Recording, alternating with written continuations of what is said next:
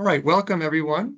It is May 22nd, 2025, and this is the 2025 DFWG workshop. That's Distribution Forecasting Working Group workshop presented by the Joint California Utilities, PG&E, SDG&E, and SCE. I am presenting the slides on screen. If anyone has issues seeing the slides, please let me know.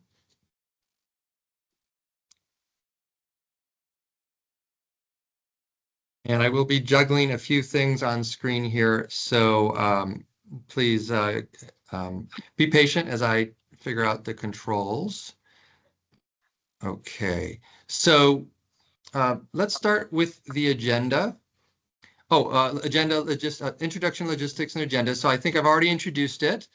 In terms of logistics, I do ask everyone to keep their mute on their microphone until you've been called on to speak. Because there are not too many attendees at this workshop, I do believe we'll be able to do questions verbally. In some larger workshops, we might use the chat function, but I think we can manage it here. But I do ask that you raise your hand, and we have a team working here to just identify, keep things in order, make sure everyone gets a chance to ask their questions. So please do use the raise hand function, and we will eventually call on you when the time is right to answer questions. We do have time built in for each of the sections you see on the agenda on screen. So if, for instance, each of the IUs has 30 minutes, we do anticipate time within that for questions. And then we do have a relatively lengthy section at the end for Q&A and other wrap-up. We'll also be joined today by the IPE for a 25-minute presentation on their V&V plan, and we'll give a brief preview of 2025-26. We should be done by noon. So I know there may have been a draft agenda sent around that said this might go out until 2 p.m. We do not anticipate needing all that time.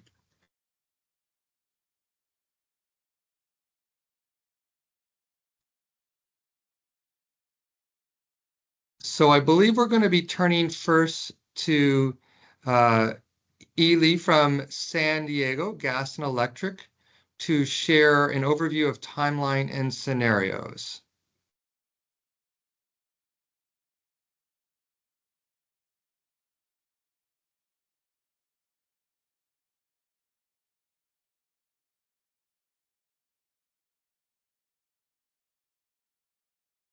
Are you able to come off mute? Hi, Ari. Hi, good morning, everyone.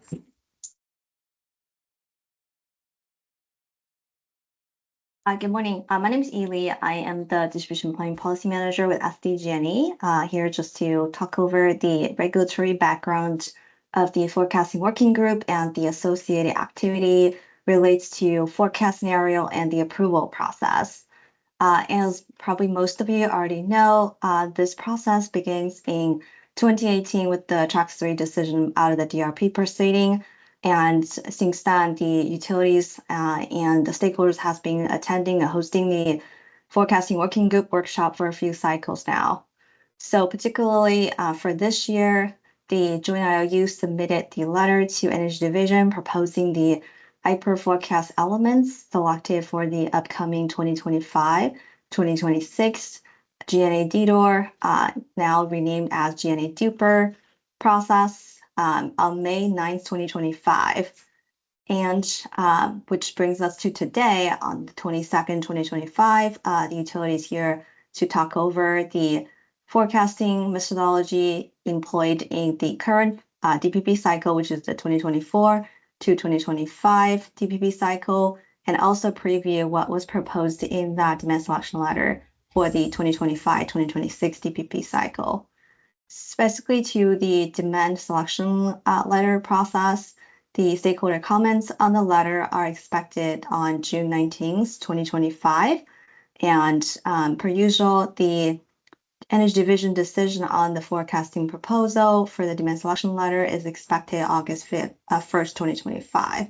So this is kind of a general highlight of the timeline that's associated with the forecasting scenarios. Next slide, please, Ari.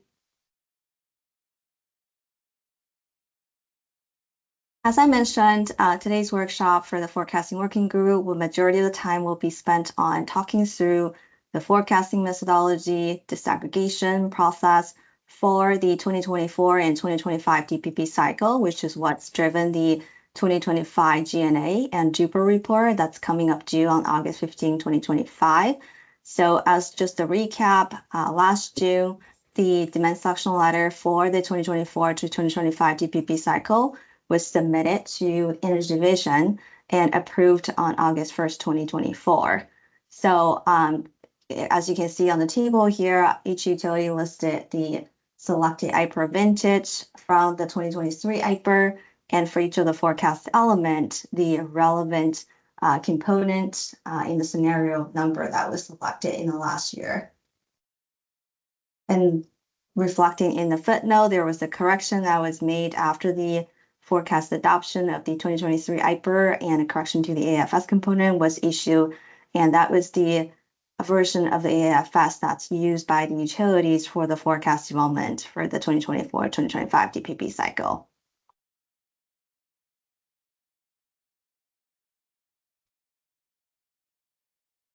All right, I believe this is my last slide. I'll pass it over to PG&E to begin the conversation of their disaggregation process and forecast methodology.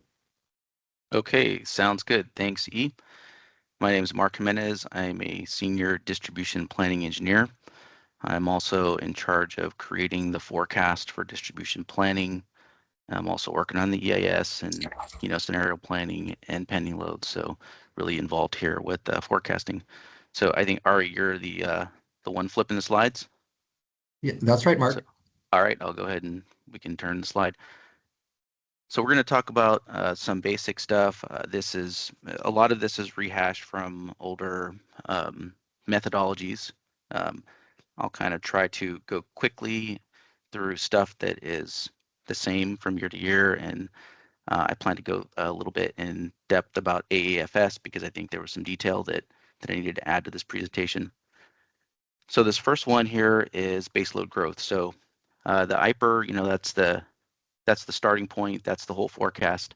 It was referred, maybe a previous session, as a turkey, something that's a holistic unit that we break down into parts and use for different things. It gets consumed in different ways. So in this year, the starting point was the 2023 IPER reliability forecast at the TAC level. And so if you're not familiar with the TAC level, that is the entire PG&E territory. It is, all external boundaries, including municipalities and smaller utilities within our boundaries. So with our inputs, we have AMI data, we have known loads, we have some adoption potential in the form of, that we use to spatially allocate. And then there's kind of a map to spatial to feeder association that's used. So part of the process is we take the hourly forecast, we determine how much is part of the PG&E service territory for distribution planning, because the distribution system is split amongst these municipal smaller utilities within our territory. We're taking this 92% and saying, well, this is how much is we're going to disaggregate of this total IPER because of this system footprint.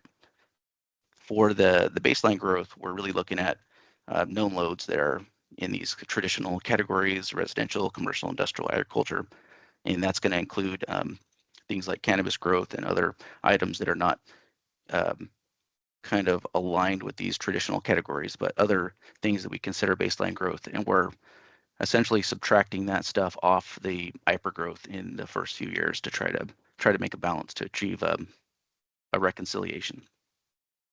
The remainder is placed into our program that we have. It's called LoadSeer, and we distribute that spatially through simulations that take into account expected growth and the probability of adoption and stuff like that. So it gets a little more statistical and scientific when you're doing spatial allocation. We review the feeder balance. We try to ensure that, visually and in spreadsheets that the growth, is not over allocated, and we try to, if it is, then we try to work with the vendor to try to spread it out a little better. So essentially, every growth category that you have in that's spatially disaggregated operates in this similar manner. So we'll kind of repeat this process here as we go through the slides. So the output is the 16-year forecast, and we have customers that are our internal planning and transmission planning. And this also serves for, the inputs for the G&E forecast and all that. All right, next slide.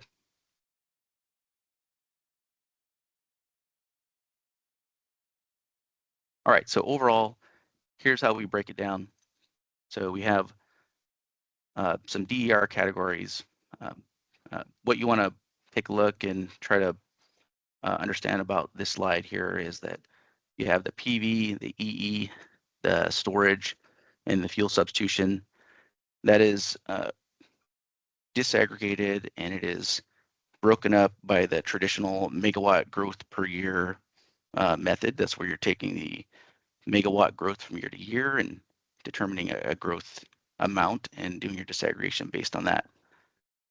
The EV is a little different, and this is the second or third year that we've done this energy reconciliation with EV. So with EV, it's more based on the adoption of vehicles that are expected over the period of the forecast horizon and the total amount of energy. And so we have a method that takes a look at that energy and tries to estimate, where it can be, because EV is a mobile load, so it has different challenges when it comes to forecasting due to that it can charge and basically produce the same amount of charging demand in multiple places.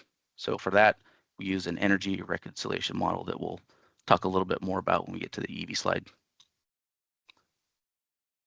So in both cases, we used existing and future points for potential. And in all the cases above, we had some assumption of propensity and adoption. And those points are really the starting point for the simulation. We do use the megawatt or energy reconciliation to determine some top-down factor, and then we run the simulation, which takes into account all these other factors, and that's how stuff is spread out to feeders. So roughly, we have 3,000 plus feeders. The simulation is done in LoadSeer, and as I mentioned before, take a look at how much growth is allocated to each feeder to ensure it's not over allocated. All right, next slide.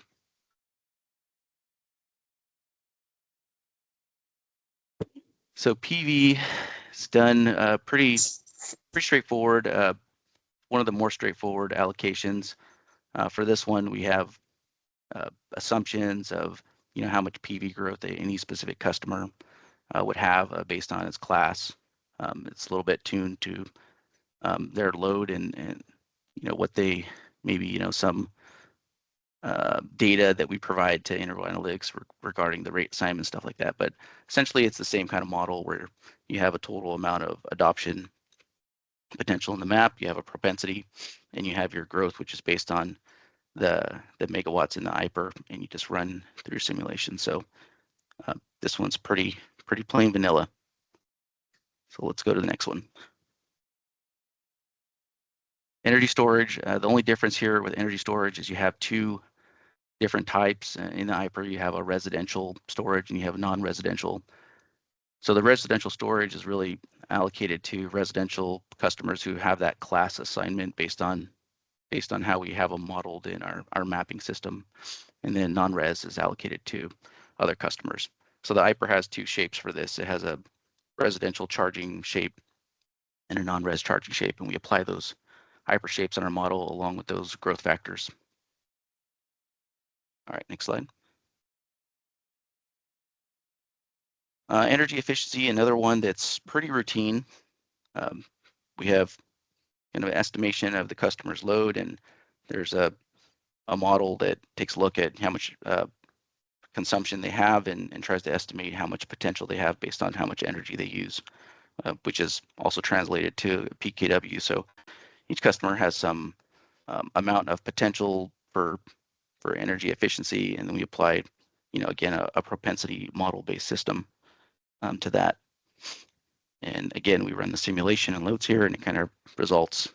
And by this time, you've kind of, if you think about kind of how I've been talking about this, is you're going through all these factors, energy efficiency, PV, storage. And if you can kind of imagine for a feeder, as you do each one of these, it's starting to add up, right? So some of these are causing growth, and some of these are causing, growth to decline because they're offsetting. But you're beginning to build the elements of your forecast by running all these spatial simulations. All right, so everything was going good until I think you get to the next one, which I think is fuel substitution. So we were pretty happy. Everything was pretty routine and going as expected, and no changes. But this one actually was quite a bit of a problem last year. So in this one, the first year that we got fuel substitution, it was pretty routine. So it was, right, calculate the megawatts, delta, do the model. So the change, I think, in the 2023 IPER was related, I think, to a new team which had really changed the IPER hourly file. And one thing I noticed in this last IPER is it's kind of introducing something that wasn't in previous IPERs. So it was the evolution of the shape over time. So in reviewing how to deal with this, the older method didn't apply. And so the older method of just kind of taking a look at this peak megawatt hour growth wasn't going to work anymore. And the reason is, you had this shape, which is, kind of appeared to be comprised of two different things, and they were distinct and they had different growth rates. So the one that we knew about, that was the general assumption for AAFS when it first was introduced, was this ability to change out your heating from gas to electric, and the base assumption was that, hey, that's all winter load. So that was okay. We understand that, we have a shape for winter, doesn't impact the summer. Largely we target our forecasting and solutioning to summer because the ratings are lower. So it wasn't a major impact. But in the 2023 IPER, it had a somewhat of a summer peak in some areas. And so there had to be some method to deal with that.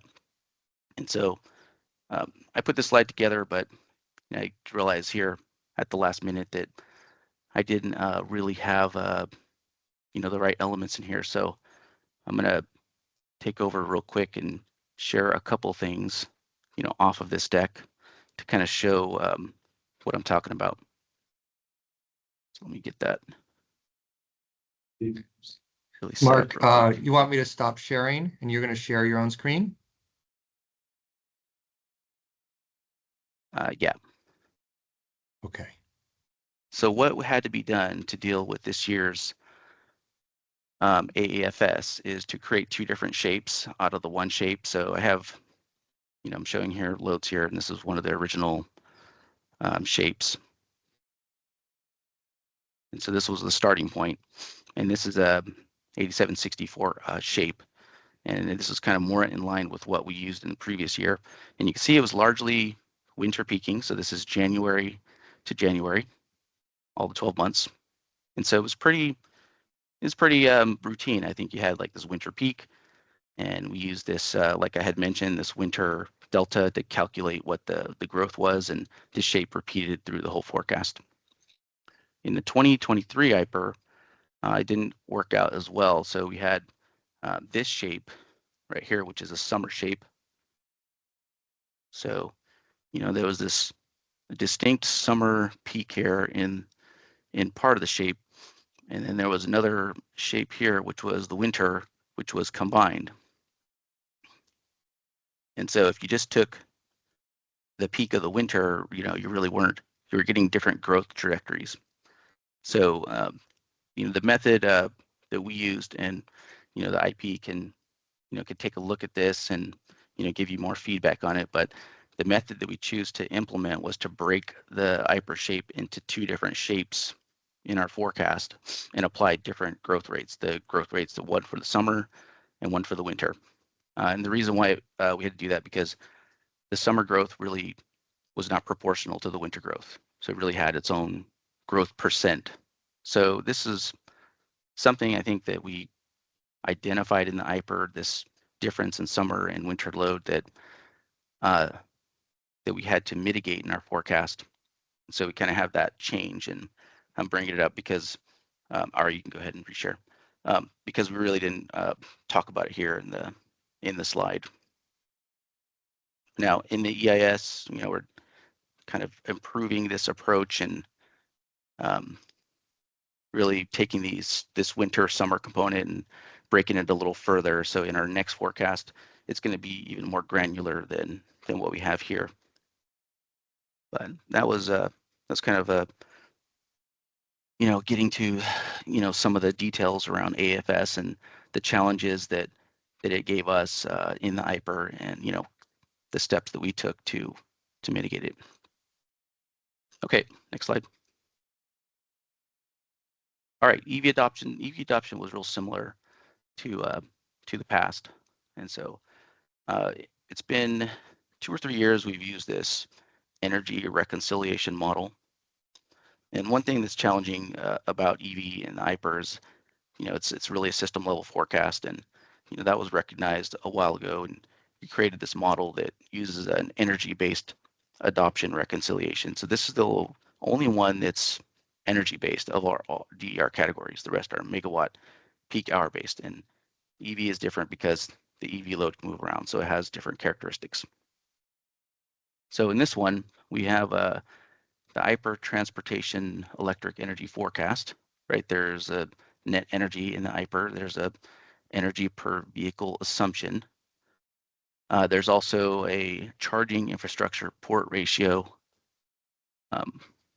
assumption. So what that means is if someone has one vehicle, there's some assumption of what public charging infrastructure is going to be needed. So that means that the person who owns the EV, that because they are not always charging at home or at work or on Highway 5, that there has to be assumption that mobile load will require multiple charging ports just to go about its normal business. There is existing and future service points. So we used our EDGIS map layers, our assumptions of customer growth and existing customers. There's propensities, of course, which is part of your spatial model, and demand profiles. So EV is more granular as far as a shape assignment, and you can look in the next step in the process, and you got A through E, and each one of those will have its own shape. And the objective there is to project peaks that are reflective of when people are expected to charge at various locations, and respect the amount of energy that the total amount of vehicles that are going to be adopted is preserved. So the steps for that are convert known EV loads to vehicle adoption. So this step right here is the reconciliation step.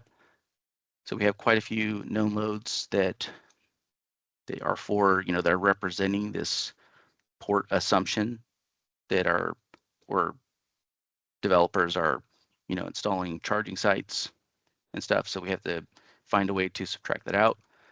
So the method we were using was to essentially baseline and convert our known loads into some amount of estimated adoption to try to subtract that off the adoption.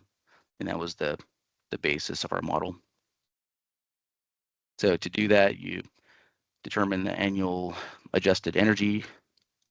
This is done for both light duty and medium heavy duty. So we have fleet applications, we're subtracting the fleet applications. Off the medium heavy duty load, we're subtracting the public DC fast charging for light duty vehicles off the light duty forecast.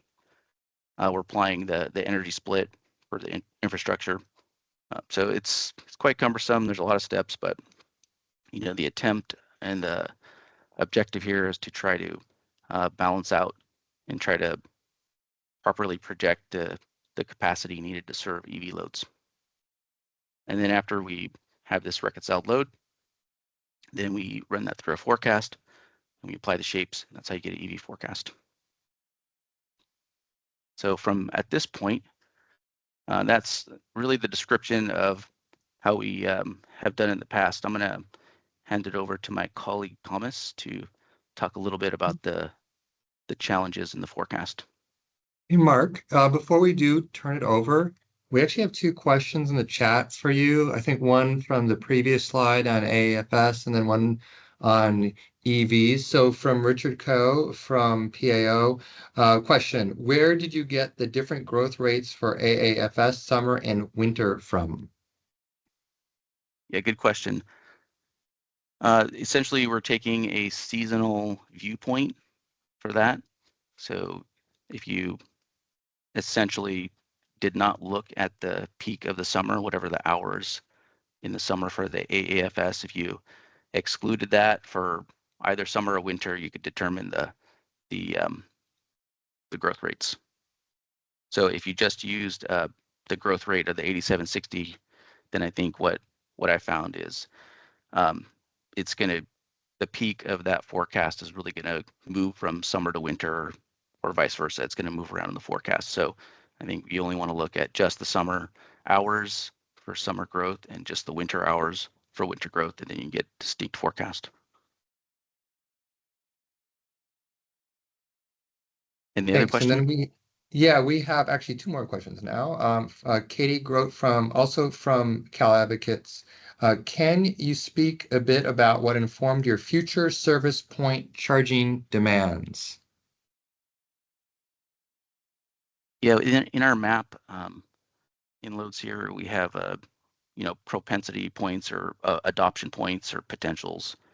A lot of the growth in those future points was carried from previous work done in loads here 3.5, where we had adjustment or point portfolios that reflected housing developments that were developed a little while back by IA, but essentially what they were doing was looking for things like open land and stuff like that and assigning growth points to these. And those have kind of been in our system for a while, and we do some editing of those as we see developments come online. But there's still some points in there where it's kind of looking at farmland and saying, well, this is where future housing development could be. And so it's trying to predict essentially where those houses are and predict, and apply level 1, level 2 chargers there. So it's all done by a map point portfolio. And it's something that IA or E3 or some vendor can produce based on growth assumptions and modeling.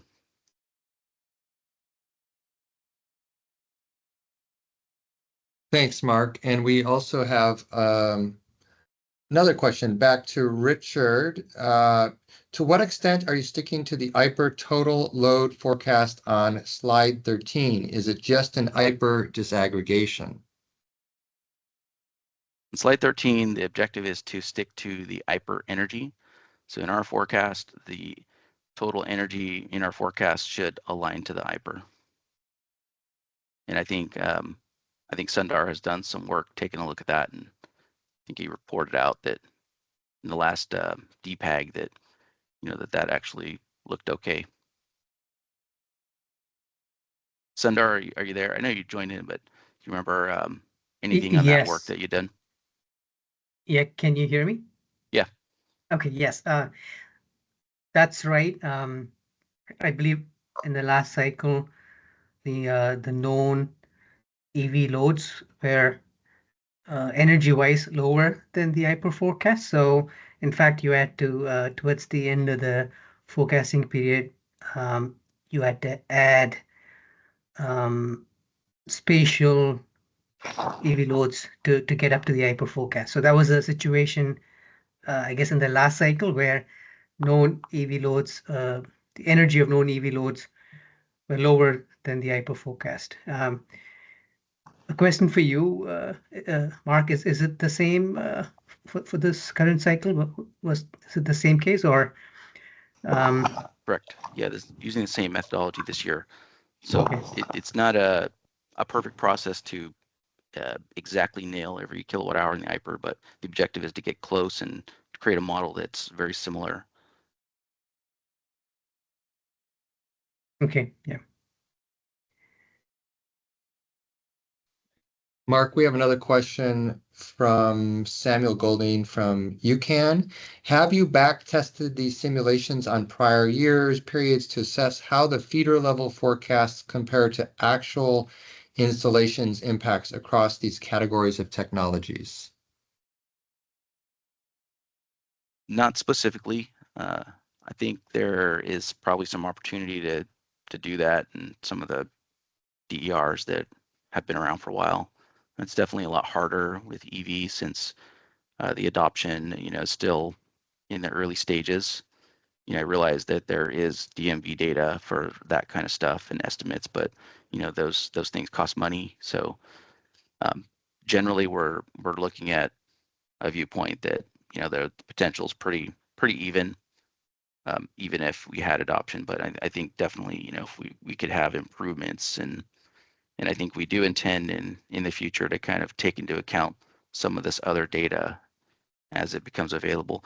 Now, I think we do have provide not EV, but PV rate data to our vendor. So, I think they're taking into account. But overall, I think that's an area of improvement to try to improve the spatial allocation. If somebody has, the maxed out panel on their roof, then maybe that's not a great place to put PV or to assume, right?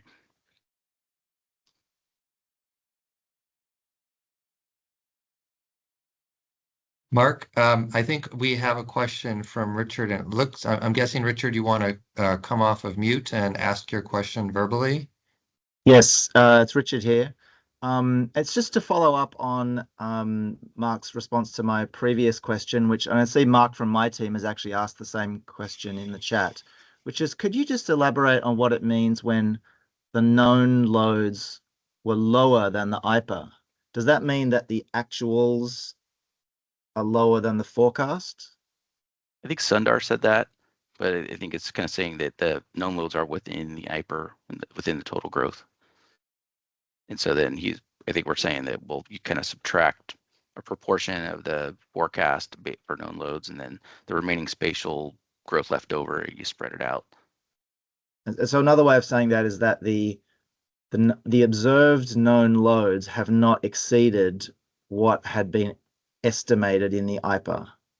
Not from an annual perspective. I mean, I think we have seen patterns that the known loads are really, in the year, they're not really aligning right. We're getting a lot of development ahead of the IPER energy forecast, which is one of the core problems. But our forecast methodology is trying to balance the total in the forecast. So when we're looking at it that way, then we're kind of looking at the net in the entire forecast. So from that perspective, right, we're subtracting our known loads off the net and then allocating in some way the remaining IPER growth throughout the forecast. But if there had been, let's say, an unexpected explosion in known load, that would exceed what was in the IPA, right? So you would then have to potentially supplement the IPA forecast up to the known load that you had seen. Yeah, for us, we subtracted off future years. So I think in the next forecast, I think we're reviewing IPER caps and stuff like that to try to improve and make that a better process. But to stay within the IPER was our objective. So that's how. So we're going to get the same thing this year. That we weren't able to apply the IPER caps. That came out right in the fall. So we were like right in the middle of this whole process. So to be clear, that's not going to be included in this cycle that will be published in the 2025 GNA. We are looking at how to put it into the next cycle. So yeah, is that kind of getting to what your question is? Yep. Yeah. Sounds good.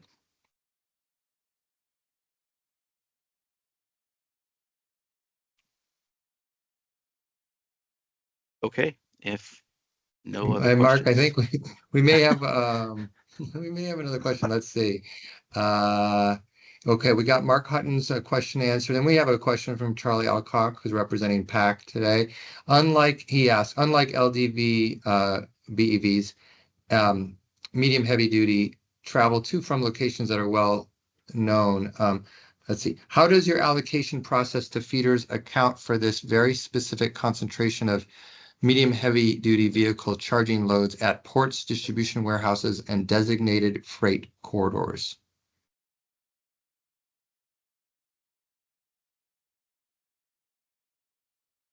Yeah, I think I'd have to do a little more research. I'm not prepared to fully answer that off the top of my head. We do have some level of corridor charging that is represented by customers who are installing or requesting to install facilities along corridors. So we have some different shape assumptions there. With our medium and heavy duty, our known loads are reflecting the customers that are in their specific locations where they're adopting and where they want to adopt.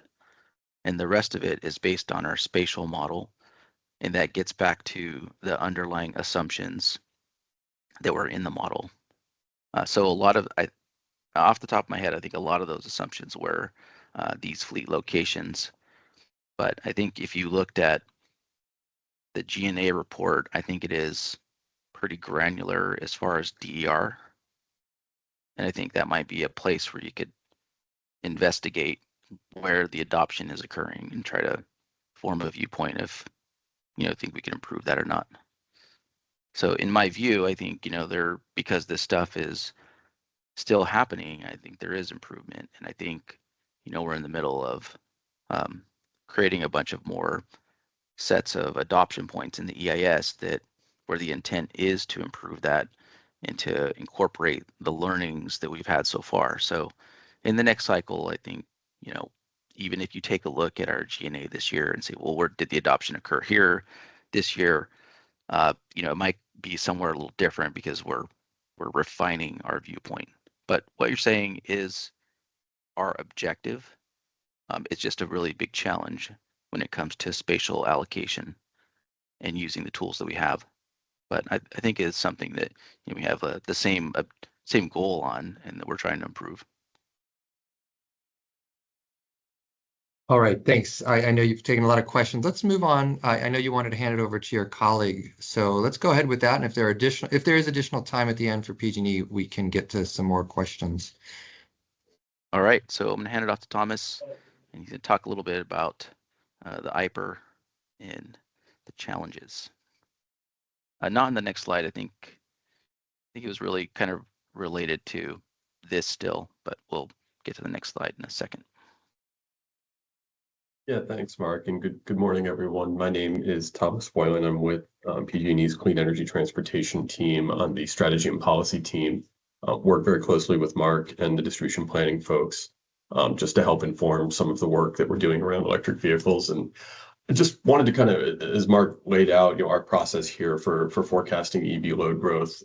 I wanted to sort of just talk briefly about the challenges that using a system level forecast like IPER presents in trying to disaggregate down to a circuit or bank level, and some of the ways that we're thinking about addressing some of that. So I think first, I think as we all know, TE loads are fundamentally different than some of this, call them stationary loads, in that EVs move throughout the system. They draw power from different points along the system, and I think taking a system level, energy level sort of forecast that the IPER provides really makes it difficult for us to forecast on a granular level power capacity. And I think he got it. He was like, "Whoa!"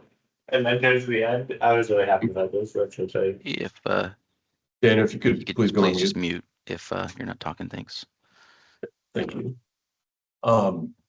So I think it's most helpful to sort of talk through a specific example to really sort of, I think, better understand this. So using like a public DC fast charging site, looking at the peaks in the IPER hourly files, these result from total energy applied to the IPER 8760 shapes. and they're more evenly spread throughout the year.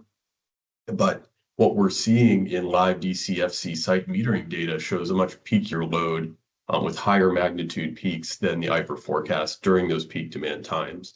And I think that kind of makes sense when you think about the intent behind an public EV charging station.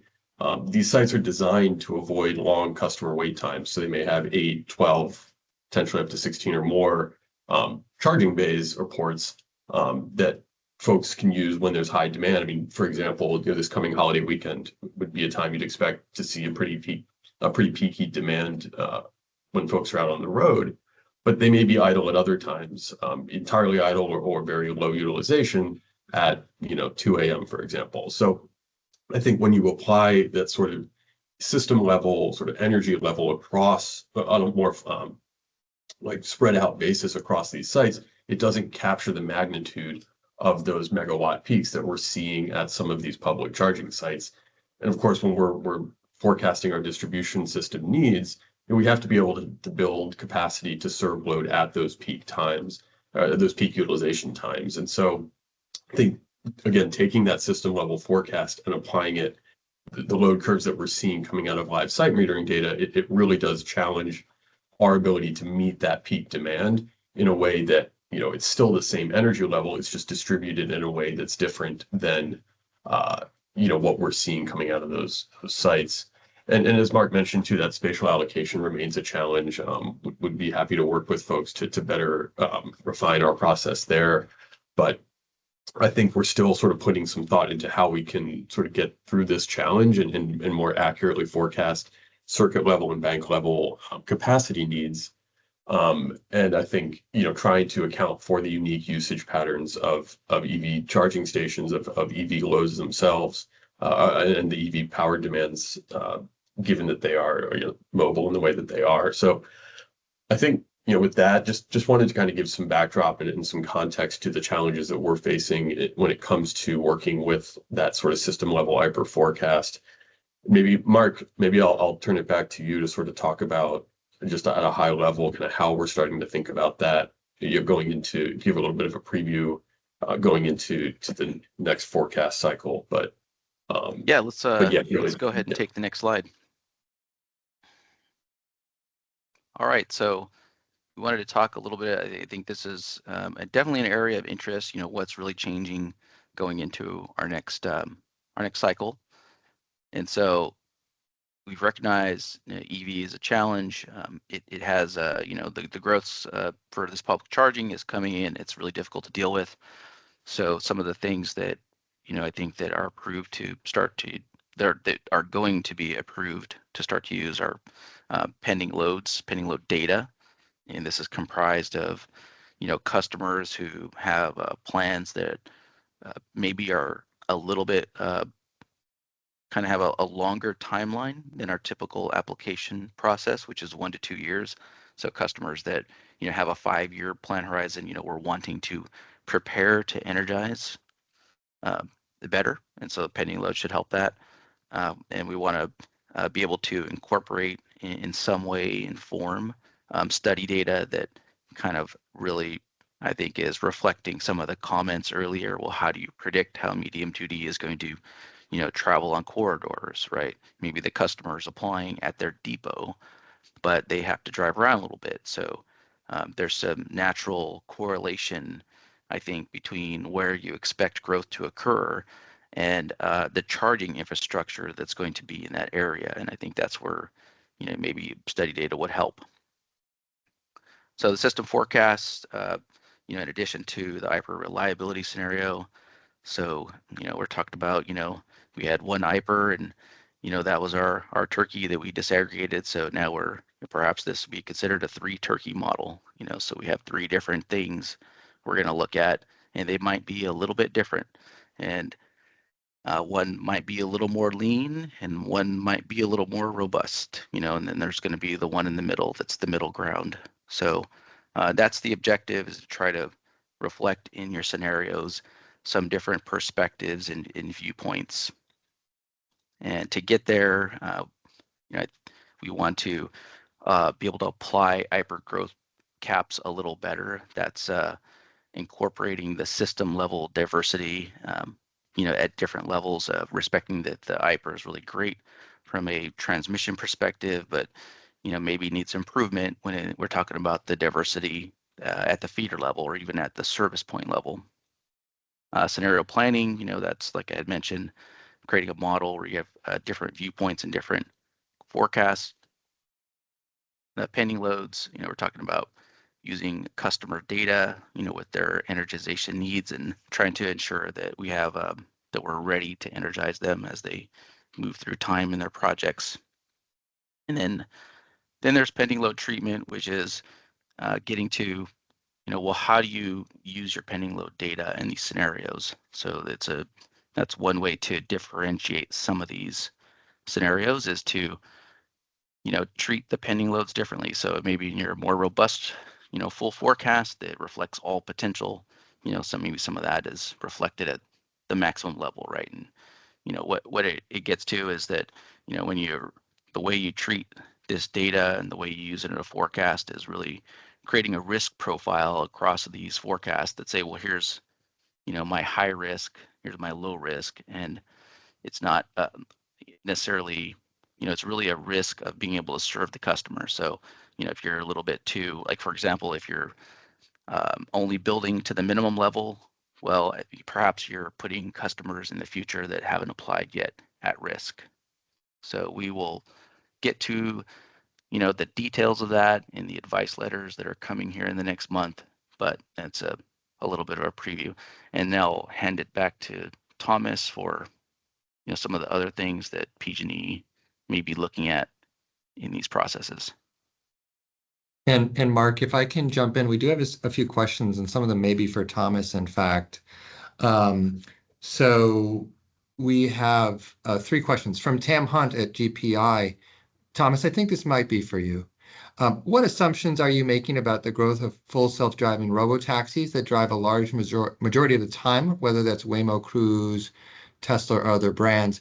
I think that had to do with that peakiness you were talking about of light-duty vehicles. Do you anticipate, Thomas, there would be a change to that profile if we had a high penetration of robo-taxis? Yeah, I think, in terms of robotaxis still need to charge like any other vehicle, right? Regardless of who's operating them. I think, I don't know off the top of my head, I haven't seen sort of a load profile specifically for, robotaxis or the Waymos and full self-driving vehicles of the world relative to, a human operated vehicle. So I couldn't necessarily speak to that. I invite anyone else from PG&E that may have seen that data. But, I think, again, making sure that we're able to serve those loads at the capacity that's being requested by the customer is really the key point that we're trying to make sure that we're able to deliver, in that service. And so, I think, again, it remains to be seen as more of those vehicles enter the roadways, how as we get a more robust data set, if there are adjustments that need to be made to account for that, I think that's something we would need to take a look at once we have that data available. Thank you. Yeah, and I know, Tam, you had a follow-up question, but it sounds like Thomas, has provided as much as he can at this point. I'm going to go over back to Richard. He has a question on slide 14, so this might be for Mark. We have a question: how would a PU decision, and actually I might take this one. How would a PU decision on the pending load framework in the HYDR Track 1 process affect that approach? So we did have the decision in October in Track 1 on pending loads, and as a reminder to participants today, we do have an advice letter due on June 30th. It's going to be a joint advice letter submitted by the IOUs. So that is going to be forward-looking. And, I think the reality is it has not been determined, but there would be a resolution. There's a Tier 3 advice letter, so we'd have a resolution by the commission likely in September. So I guess to be brief, you'll probably have to wait, Richard, to see what comes out of that advice letter process before we can share a lot more about the pending load framework. So I think I'm going to leave it at that. We also have a question from Mark, and I'm going to ask that to be the last question because we are a little bit over time for PG&E here. A question from Mark Hutton to Mark Jimenez. Could you elaborate on the risk profile mentioned in step 4? Is this related to the categories A and B from the pending load framework? Yeah, I think so. I think if you're only, well, let's say that we didn't really consider pending loads, just from today's perspective, where if you're primarily creating capacity projects intended to serve known loads, right? The fact that we have category A and B pending loads that we're proposing is meaning that those may not be considered. So that means for that customer, there's potential extra risk in their area, right? Of capacity not being available if it were constrained. Now, that doesn't mean that every customer who's a pending load is, has the risk. The risk is area based because areas tend to have capacity limits. They could be high growth areas where, they're requiring more infrastructure. So it's kind of specific to the location where that risk to serve the customer is there. So by incorporating, the pending loads data and, models that suggest, where the growth will be, I think is creating that view of what kind of capacity you could need. And then from that, you're able to make a decision. Doesn't mean that you'll go and, build the Field of Dreams, substation if it's not there yet, but at least you have some insight to say, well, hey, look, when I am doing a project, I should expect, something here and less over here. So I think the whole framework is really trying to get to that understanding of where the risk of growth is compared to how we how we're doing things today.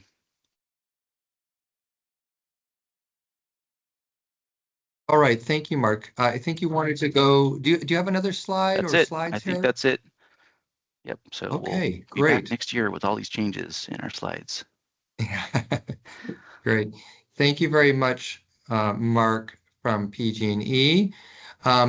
So we're going to turn over, I'm going to turn it over to my colleague, Chris Marvarzi, who's going to be going. Oh, I'm sorry. Yeah, sorry. I have two colleagues who are going to be doing this. Sorry. We're going to start with Li Shu, who's going to be talking about load disaggregation, and then we'll move to Chris. So let's go ahead. Lee, are you able to join us on the microphone? Yes, thank you, Ari. Good morning. My name is Li Shu. I recently joined SC's system planning team. So excited to be here for my first DFWG experience.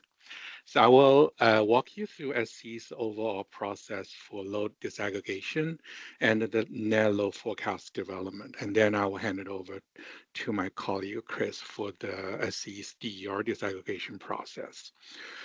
Similar to PG&E, our load disaggregation process more or less remained the same from last year. We did make enhancement here and there to improve the accuracy, but the process itself is more or less the same. So in the load disaggregation side, we begin by gathering detailed information on low growth projects. So the information that engineers and the planners they gather include the estimated demand, timelines, and the locations, things like that. So as SC transition to structure level forecast, those projects are mapped to our, not only our substation circuits, but also to the specific structures. And additionally, based on the categories of those low growth projects, we map them to their representative load shape for profile-based forecast. And then just to mention, only the embedded low growth will be disaggregated in our step 3 on the slide. And then for the incremental low growth project, we will add to that later on in the process, which showed in step 4. We'll talk about those a little bit more later. Once we gather the specific low growth project information, then we'll also try to capture the long-term growth trends at structure level. So this is done via a multivariable regression. So when we look at the step 2 here, we begin with gathering SCADA data and AMI data. And those data are to establish historical energy usage patterns. In addition to that, we also collect weather data and economic and demographic data. Both data are contain both historical information as well as forecasted information. The weather data give us some idea about the climatic variation, and then the economic data help us to understand the broader context. So we use those two data to shape the trend when the regression is performed. The output of this step is a structure level base profile. And then when those two steps are completed, then we are ready to disaggregate the IPER base energy forecast down to the structure level. But in this step, first, we also adjust the IPER tag level forecast to align with SCE service areas. That's to ensure that we only use the relevant data. After that, then we compare and calibrate our embedded low growth project with the IPER forecast. We use the same methodology as last year. We call it borrow forward. The general idea is that we will allocate the embedded low growth project first, and then after that, if there are still remaining IPER low growth forecasts available, then we will disaggregate those based on the econometric forecast or the allocation factor we develop in step 2. Then after that, we get into our final step to develop the net load forecast. The structure level base profile from step 2, now we're going to incorporate the growth adjustment from both the embedded and the incremental low growth projects, as well as economic growth if applicable. Then we also leverage electricity hierarchy information to aggregate the structure level forecast to generate circuit level forecast. Once that's done, then we add the circuit level IPER DER disaggregated information with their shapes on top of the information. Then that generate a final net load profile. When we use this information for our distribution planning, we extract the peak coincident growth from the net profile. Then based on the assets peak date and time, then we provide the information to the planners to determine whether we have a great need, do we need a mitigation solution. So Chris gonna spend some time on the IPER DER disaggregation, a little bit more details. So these are the key steps of SCE's load disaggregation process. So I'm happy to answer any questions, or we can wait until Chris go over his DER disaggregation process.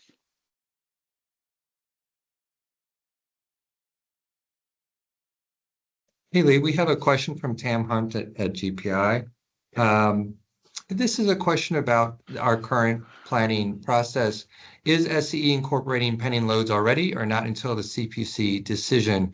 And again, we're referring to that resolution that's going to be coming after the pending loads advice letter process completes. So that is in September of this year in advance of the coming planning process. So Lee, what pending loads did we actually consider for the current 2024-25 process? Yeah, thank you, Ari. So yes, in the plan year 2025, we did include some pending load growth information. Those are mainly TE related. Those are the Tesla EVgo, those kind of charging load that we are aware of. And then in addition to that, I will also include some of the Port of Long Beach electrification needs that we have been communicating with them and then gather information, even though they haven't been sort of like a semi-actual application become a known load, but those are the information we do capture in this current plan year. Yeah, and I believe truck stops as well Yes. may have been included. Yeah. So those, and just as a reminder, that is something that we did under an agreement with Energy Division called early implementation. So given that the track 1 decision came out in October of last year, right as our planning process was starting, we did have a heads up that there might be a pending loads element to that decision. And so we were given the go ahead to include those in the current planning year before we ever got to the advice letter process that has been going on this year. And we have a question, Lee. Okay, we have a question from Steve Campbell. What does an electricity hierarchy profile refer to? Oh yeah, so basically that's electrical hierarchy basically mean the system topology. So because we gathered assign the low growth into the structure level, so we need to make sure they are mapped to the correct circuit, mapped to the correct substation. So when we do the aggregation, they form the proper circuit level information. So it's not necessarily the electricity hierarchy profile, it's more like the hierarchy itself.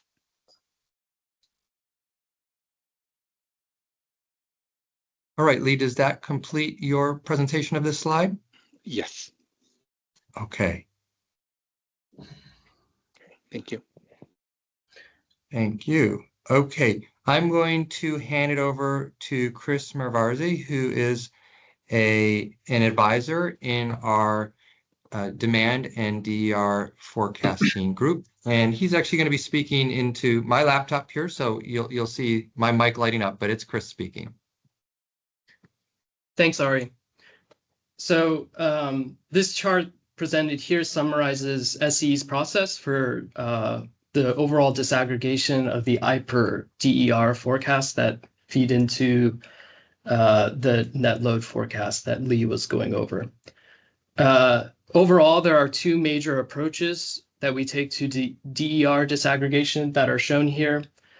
The first approach is used by the TE residential PV and energy storage DERs, which leverages the available historical data on the adoption of these technologies that we have. We use the historical data to fit models that derive zip code level and circuit level indicators for DER adoption. And then in the kind of second class or second approach that we use for the remaining DERs, so that's the EE fuel substitution and then the non-residential PV and energy storage, we derive circuit level allocation factors based off of other relevant variables. So mostly using our historical customer usage data from SCE's billing systems. In both of these approaches, the end result is a circuit level percentage of the annual incremental DER forecast that we then apply to the CEC's local reliability forecast to determine the annual incremental adoption usage. In the final step, we apply characteristic DER load shapes that are used to translate this annual incremental forecast into an hourly 8760 forecast. And then, if required, certain checks and constraints are applied to come up with the final circuit level hourly DER forecast. In the next few charts, we'll kind of illustrate in more detail the specific DER disaggregation processes that that exemplify the process that's shown here. So this chart illustrates our process for disaggregating the CEC's additional achievable fuel substitution forecast. Our main data sources that we use include workbooks that are provided by the CEC that provide more detail into the components of the AAFS forecast. So in this most recent IPER forecast, there's a programmatic AAFS component and then a complementary component that the CEC calls FSAT, which stands for Fuel Substitution Scenario Analysis Tool, which is the name of the model that the CEC uses to forecast the impacts of future zero-emission appliance standards. For the allocation model, the two major sources of data that we leverage are our customers' energy usage from SCE's billing system, and then forecasted residential and non-residential building stock in SCE territory that we receive from third-party economic vendors. Broadly speaking, we disaggregate the residential and non-residential sectors separately. And then for each of these sectors, we create two different allocation models based off of the CEC IPER forecast components. So the fuel substitution growth from programs and incentives, and then the fuel substitution growth from the zero emission appliance standards, which has increasingly played a more important role in the overall AAFS forecast. For the first source of growth, we allocate based off of customer billed energy usage. So we calculate an allocation factor for a given circuit based off of the total energy usage on that circuit relative to the other circuits in the planning area. And then for the FSAT component of the forecast, we derive a similar allocation factor based off of forecasted building stock, based off of the vendor forecast that we have. And similarly, so the allocation factor represents a percentage of the circuit's density of residential and non-residential buildings relative to that of other circuits in the planning area. So the final result is a annual incremental fuel substitution forecast.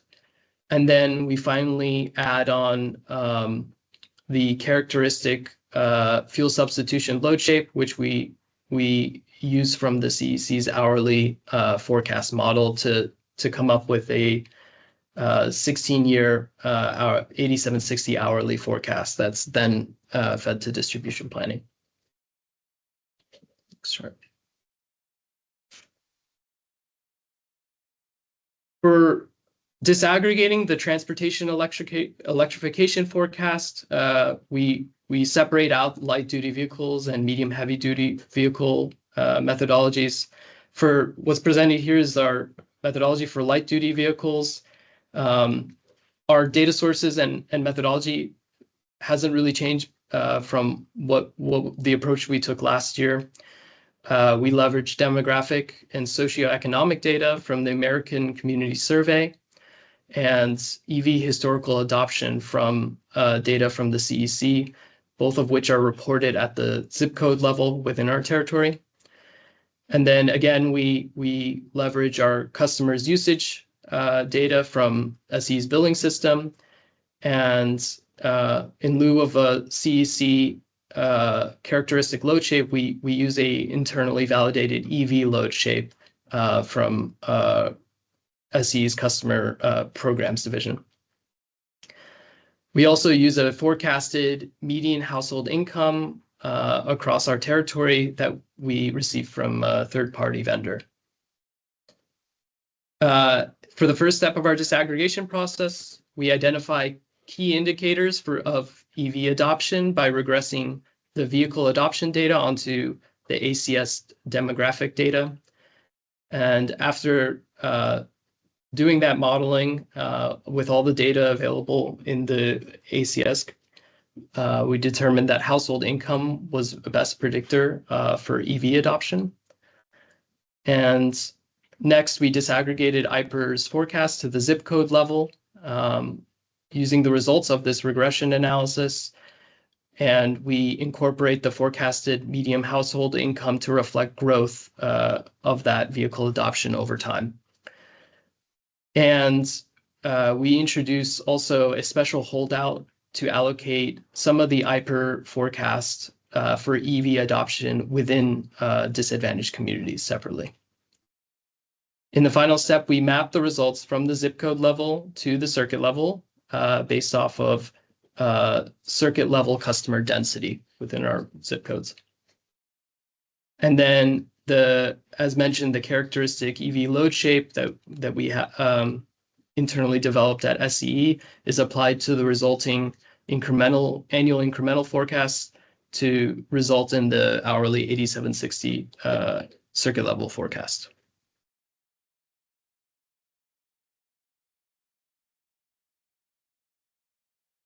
For disaggregation of CEC's medium and heavy duty forecasts, we leverage a bottoms-up assessment that was conducted by Guidehouse on behalf of SCE. One of the deliverables from that study was a circuit level forecast that was used to inform the allocation of the CEC's medium heavy duty forecast. The Guidehouse study developed this forecast using their vehicle analytics and simulation tool, VAST, which consists of mainly 4 different steps. In the first step, Guidehouse identified local fleet operators and vehicles within our territory that demonstrated a high likelihood for electrification. The second part, the granular bottoms-up data was combined with macroeconomic trends to forecast vehicle adoption for various fuel and powertrains, ownership, and vehicle configurations for each of the census tracts in our territory. In the third part, Guidehouse identified the charging infrastructure required to service these forecasted vehicle adoptions. And then finally, the vehicle adoption and that complementary charging infrastructure forecast was used to infer the loading grid impacts at a circuit level. We used this final Guidehouse circuit level forecast to calculate the allocation factor for each of the circuits in our planning area, and that we then used to distribute the CEC's forecast across our area to derive the annual incremental consumption. And then we apply the characteristic load shape from the CEC that's taken from the CEC hourly forecast to derive circuit level annual or hourly 8760 forecast. I'll pause here for any questions. Yeah, we do have a question. So this is from, we have a few questions, Chris. First from Katie from Cal Advocates. I'm curious if your internal LD load shape had so I'll go back to LD. LD load shape had secondary peaks from TOU rates, or if you assume some level of managed orchestrated charging would flatten out those peaks. So I have our TE SME Mohammed Dahim is here, and he can speak to that. Yeah, good morning. This is Mohammed Dahim. So early years, it is reflecting more on TOUs, but as we go more further to later, after 2020, 30, we do have more consideration of managed charging as well. So it's not only TOU. So we do, as we expect more daytime charging infrastructure, like public charging, we expect more charging during the day as well. So we did include managed charging assumptions as well. Great, thanks, Mohammed. The next question for Chris comes from Mark, slide 20, back to MDHD. Can you confirm if the Guidehouse study is used for IPER disaggregation only, not incremental to or in place of the IPER forecast? Yeah, so for disaggregating, for the purposes of what's presented on this chart, the Guidehouse study was simply used for disaggregating the IPER's forecast.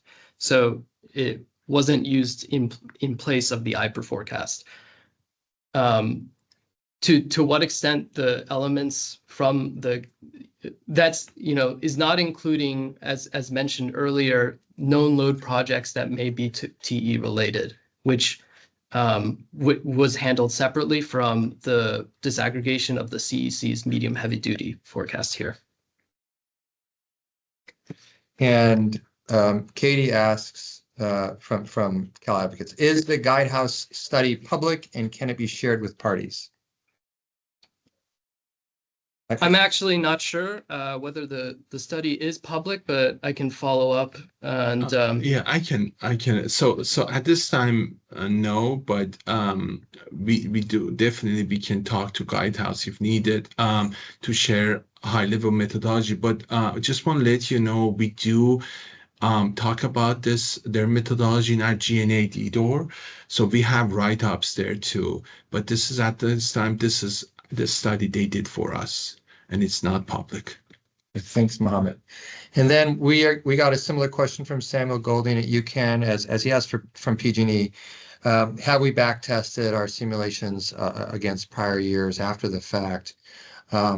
to assess how the circuit level forecasts compare to actual installations. Chris, what do you? Yeah, to my understanding, we haven't, but that is a good idea and an area of improvement, I think, that we're continually monitoring. I think as we see, that's something we'd like to look at with these known load and pending load assessments to make that type of validation. So that's a good idea. And this is Ari from SE again. I believe that PG&E also responded that kind of study is not free. It may be costly. So this is something that we would also have to consider, against the affordability lens. Perhaps that's something we talk to the CPUC about. What is the value of that type of a backward-looking study? But definitely appreciate the question you have there, Samuel. Seems like something that could improve the process if we're able to incorporate that. I think that's it for questions, and I think that completes SCE's presentation. A number of the slides that we include in here are in the appendix, and these are slides that did not change from previous years.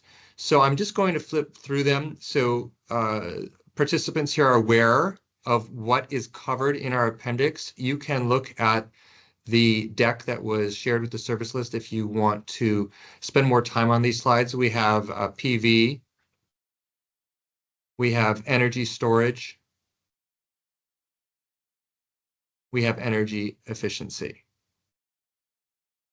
So those, again, we're not going to speak about those today, but those are available in the deck if you'd like to take a closer look.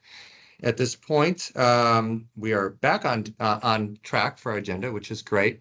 And I'm going to hand it over to San Diego Gas and Electric to review their process. And I believe it's going to be E. Lee who's going to be kicking this off.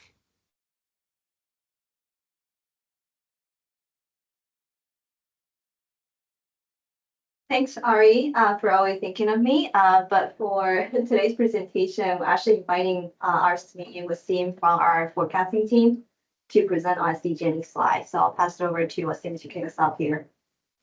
Hi, good morning, everyone. My name is Wasim Al-Safi. I'm a senior engineer in our forecasting group. So I'll be presenting the overall forecasting process for this cycle. So first, we start with our load growth allocation process. Our main input and what our whole forecast is, or what the majority of our forecast is based on, is the CEC IPER forecast. On top of that, we also input our own known load growth, economic and demographic data, geospatial data, and weather data. And so that goes into our process and where we establish our annual base growth from the IPER forecast. And then we allocate remaining base growth through geospatial analysis. And all of this goes through an engineering review. And out of this process, we have our output, which is our circuit load growth values. Next slide, please.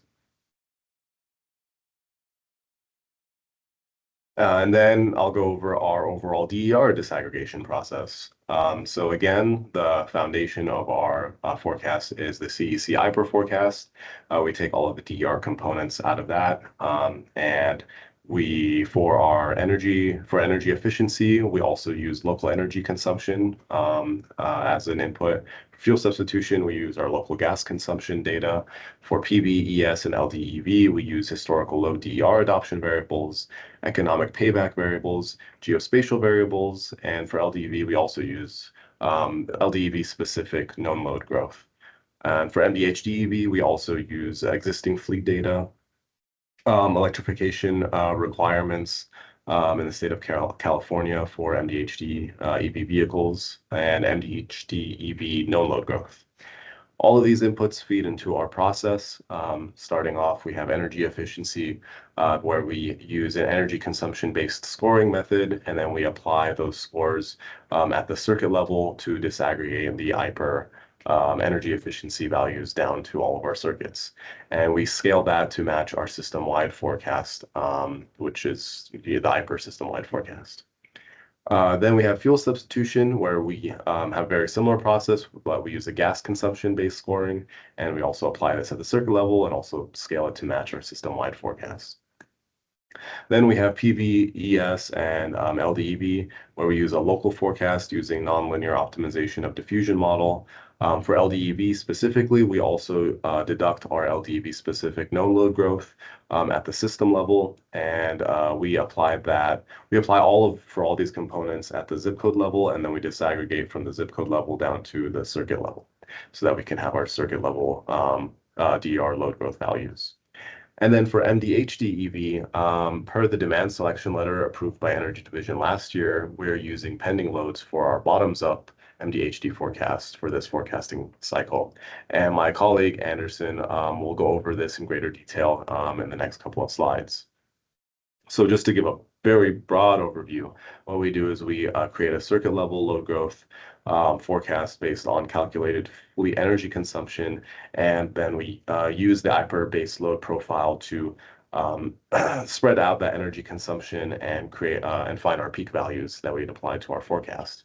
We also deduct MDHD-EV specific known load growth from this forecast. So in the end, our output from all of these processes are our 576-hour megawatt shapes and our circuit level DER load modifiers. Next slide, please.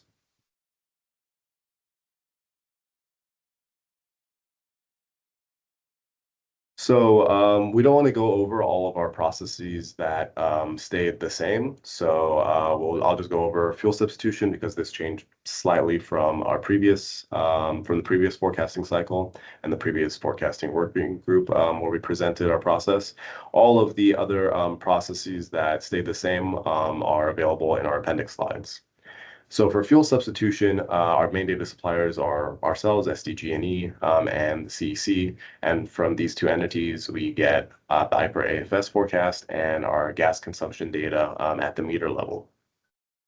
So what's different this year is that we aggregate our gas consumption data up to the circuit level as opposed to the zip code level last year. And then we assume that the electrification opportunities we have are proportional to the gas consumption data that we have. And so based on that assumption, we allocate the IPER AFS forecast to our circuits directly proportional to the current gas consumption that we have. Out of this, we get our load modifiers for each distribution circuit, and ultimately we use this in our distribution planning process.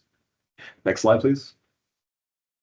Wasim, we have a question from Richard Coe at Cal Advocates. He'd like to ask San Diego the same question he asked of the other two IUs. Does the SDG&E approach supplement or change the IPER forecast, or just disaggregate the IPER forecast?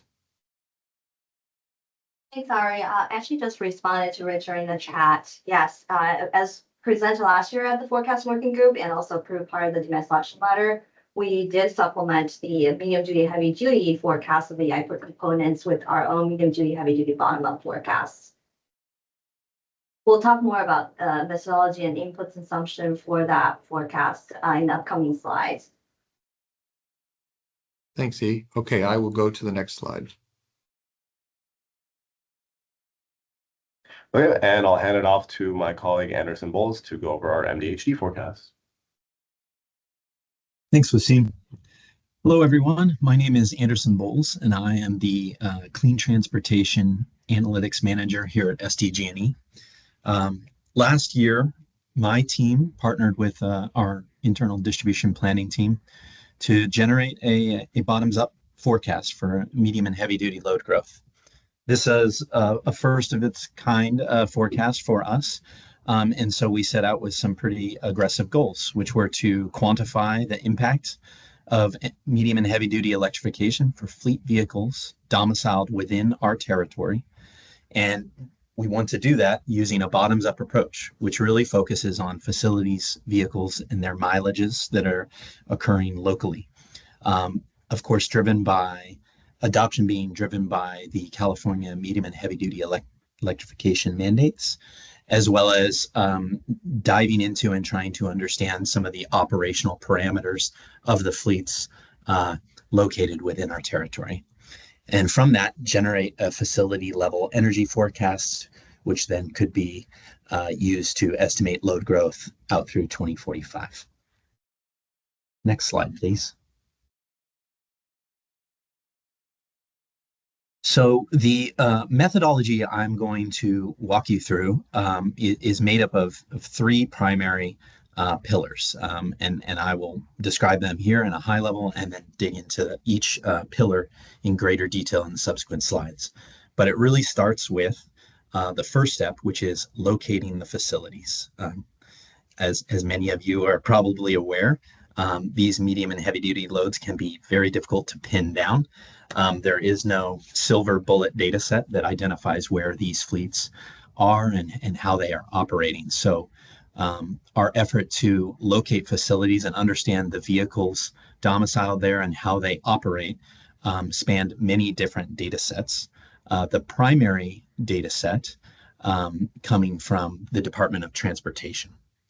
And so in gathering all those data sets, there was quite a bit of data analytics and analysis and kind of cross-validation to ensure we are seeing all of the fleets we would expect in the commercial and industrial zones within our territory, and that we are not double counting in our process using multiple data sets. The next pillar over takes that identified list of facilities and vehicles and some of their operational parameters, and attempts to categorize those facilities in alignment with the regulations and legislation that we believe is driving or will drive zero emission vehicle adoption for these fleets. So really, this is so we can understand the likelihood of these fleets to electrify and the timing of which we would expect them to electrify. And the last step is taking all of that information we've gathered to this point to calculate how much energy, additional energy, we expect to be needed to support these electrified fleets. And that's considering the annual vehicle miles traveled, the efficiencies of the various classes of vehicles, as well as the forecasted adopted count of EVs at a given year for a given fleet. Next slide, please. So this is diving into that first pillar, the locating of the facilities and the understanding of the vehicles operating at those facilities. On the far left-hand side here of this kind of flow chart are the data sets or the data we are looking at in that kind of initial analytic phase, trying to understand where are fleets most likely to be operating. Excuse me, sorry.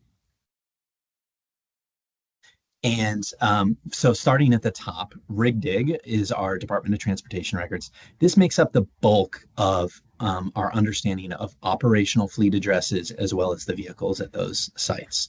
We also look at several SANDAG data sets to understand where businesses are primarily operating within our territory, as well as standard industry codes to try to nail down where these commercial fleets are likely operating.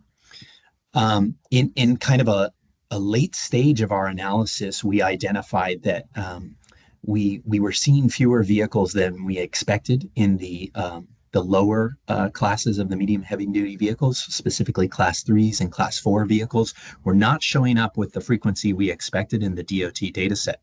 So we ended up supplementing our DOT records with DMV data at the census tract level to bring in that more complete picture of those smaller class vehicles. And finally, we utilize port data from the Port of San Diego to understand the operations that occur there, which makes up a large portion of our fleet operations in our territory. So with all of those data sets, as I mentioned before, there is some geocoding effort that occurs. There's some geospatial comparisons and considerations, seeing these data sets track different data fields and may label that data differently just to ensure we're not double counting. And we did some final map reviews, in which case we identified certain large corporations operating in our territory were in fact not registering or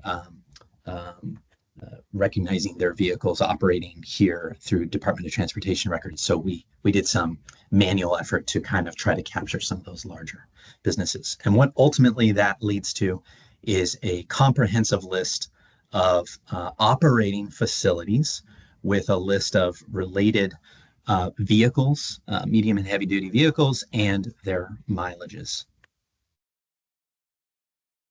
Next slide, please.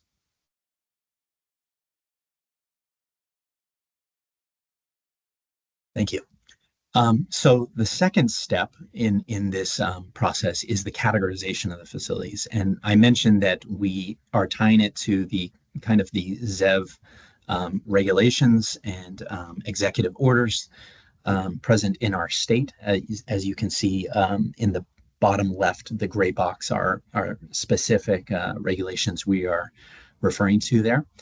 And we apply those regulations to our facility list and our vehicles, our specific vehicles by class, and some understanding of the operations of those businesses via other data sets, specifically NREL's fleet DNA data set on how different fleets are operating, to try to create the clearest alignment between a given fleet of vehicles and the regulation we expect to provide to guide their electric vehicle adoption.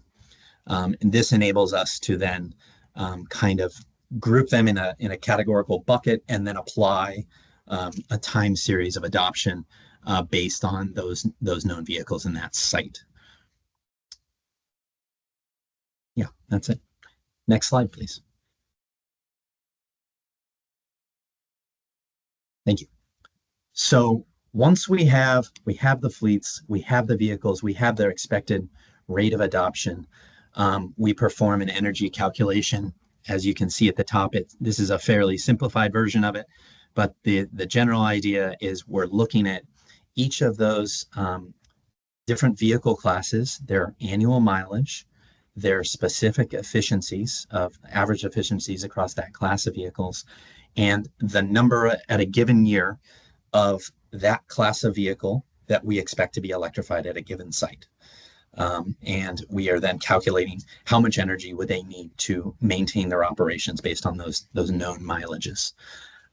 There is a graphic, the bottom left is a visual representation of our approach to mapping the regulations and the expected adoption rates of these classes of vehicles based on those regulations.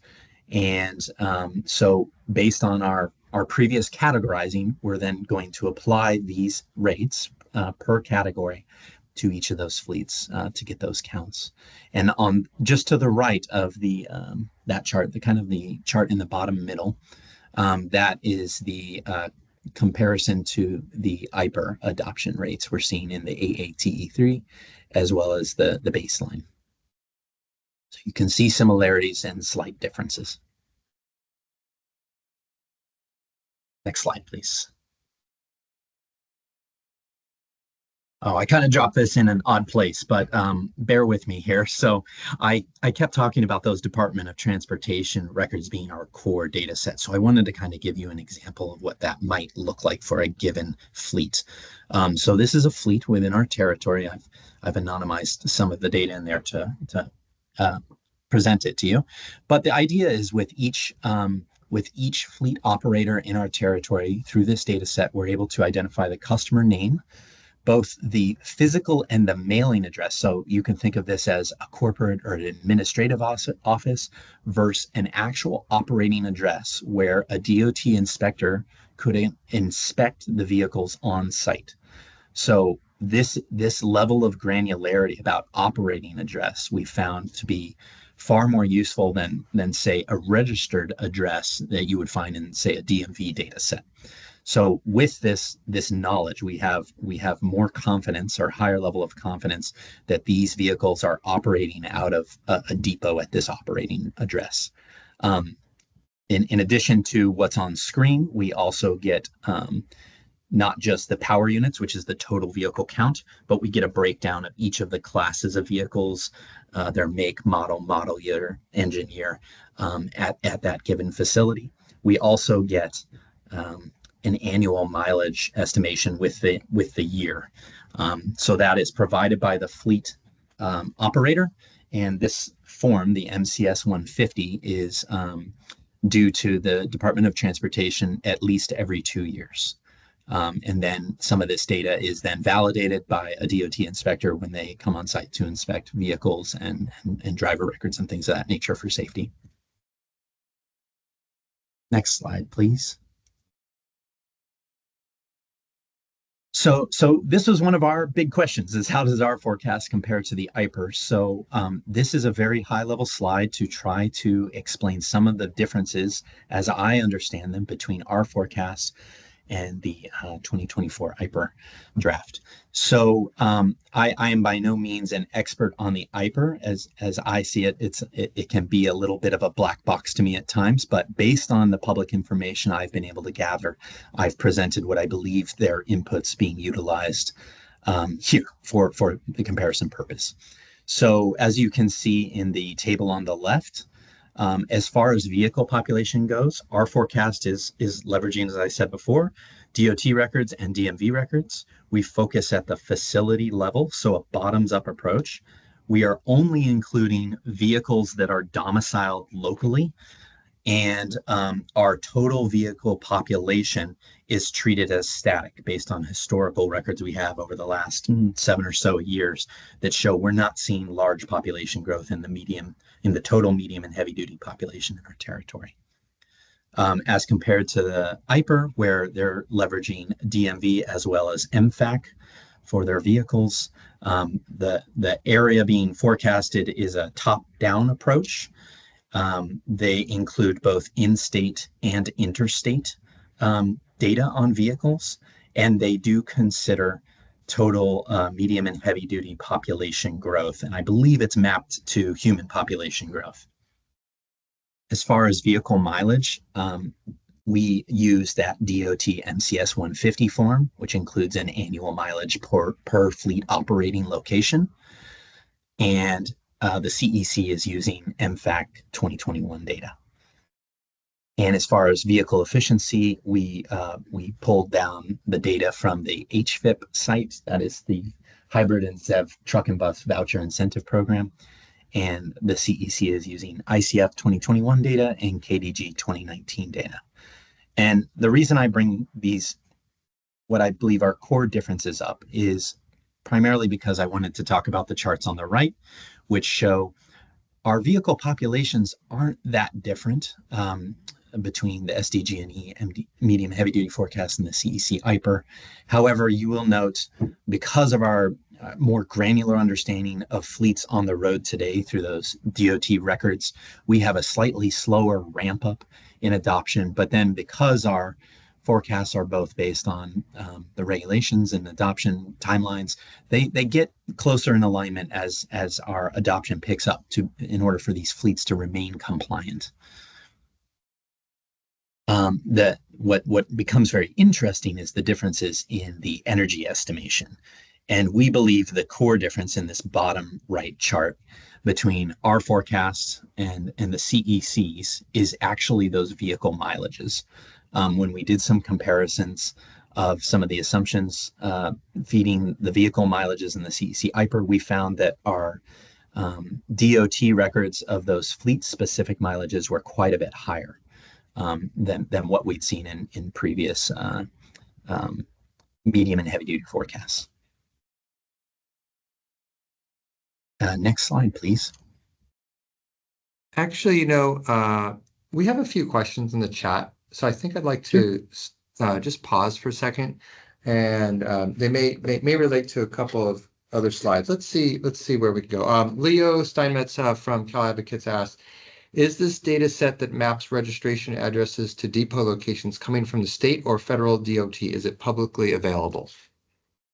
So it is coming through a third party that gathers the federal level records from the Department of Transportation. It is a purchased data set that we are paying for access to. It's primarily used for selling of medium and heavy duty trucks to these fleet operators. Yes, sorry, and I saw E from your team shared a very similar response via the chat.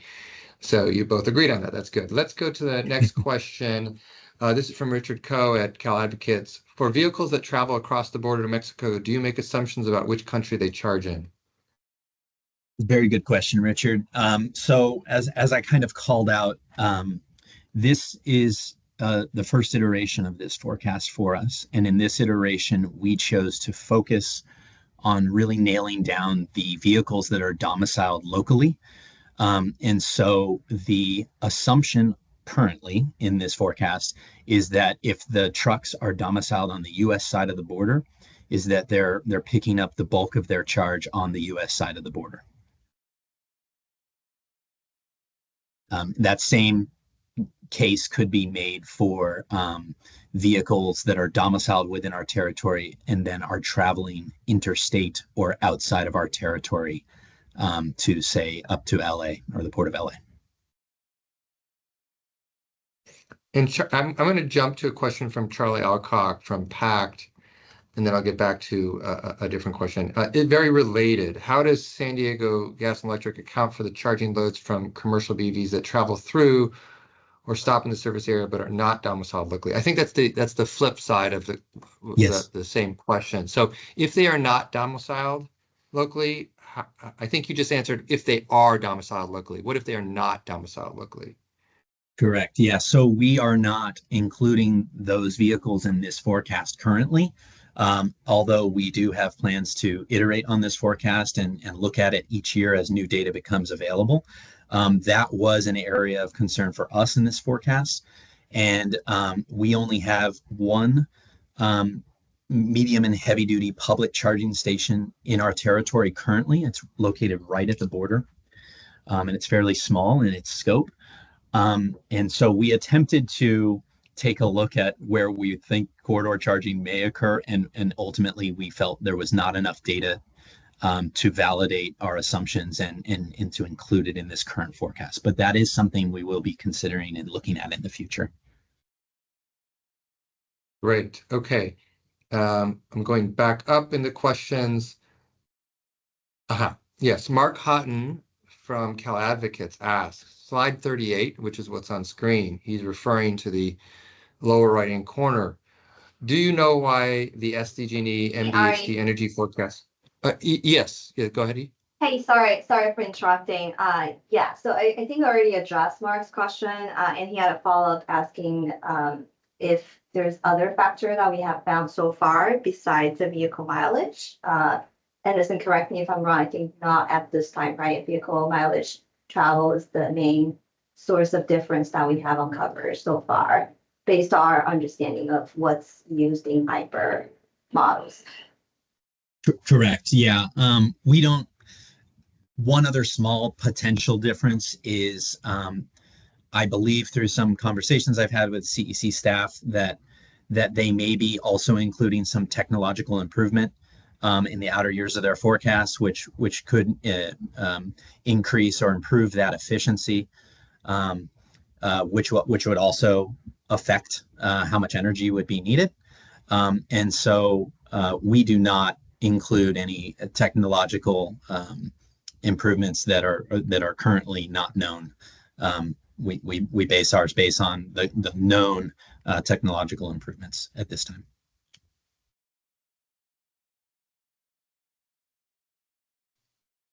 All right, thank you. And yeah, sorry, I didn't keep up with the back and forth in the chat.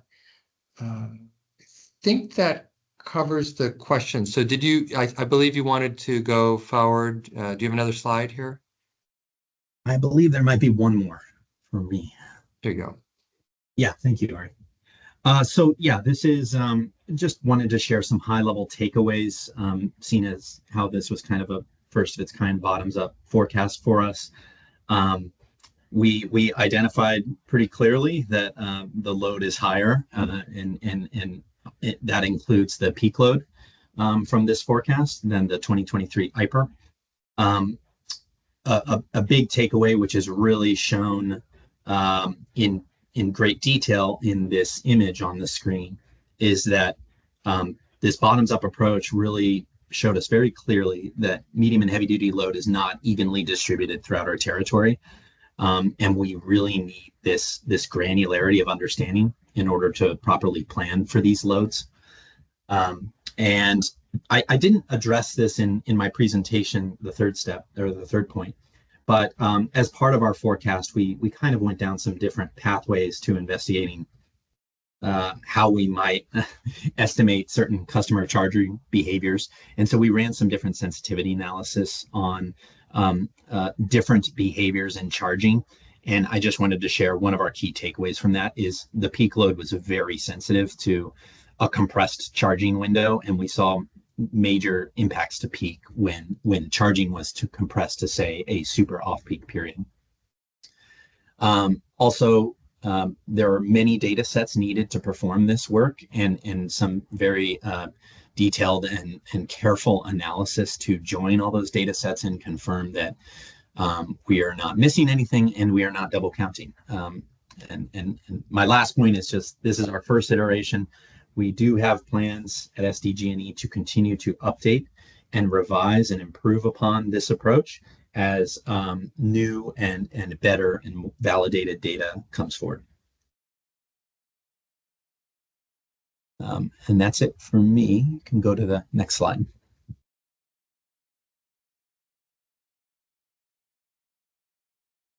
And I'll pass it back to my colleague, Wasim. Yeah, thank you so much for that in-depth presentation, Anderson. So I'll just go over briefly what Anderson covered in the same format as the other slides. So for MDHD, we have as our main data suppliers, RigDig, SIC, SANDAG, DMV, and Port of San Diego. And all those acronyms we explained in the previous slide, but let me know if you want me to explain any of those again.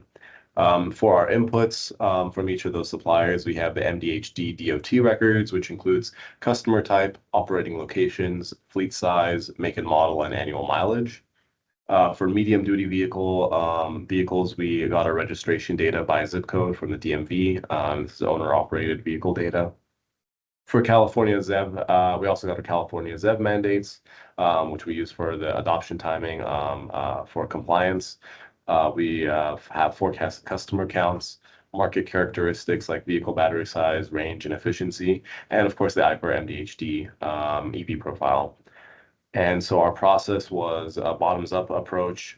First, we located facilities. We determined the number of vehicles at each of those facilities, the vehicle annual mileages, the battery sizes, the rate of adoption, which is driven by California MDHD electrification mandates.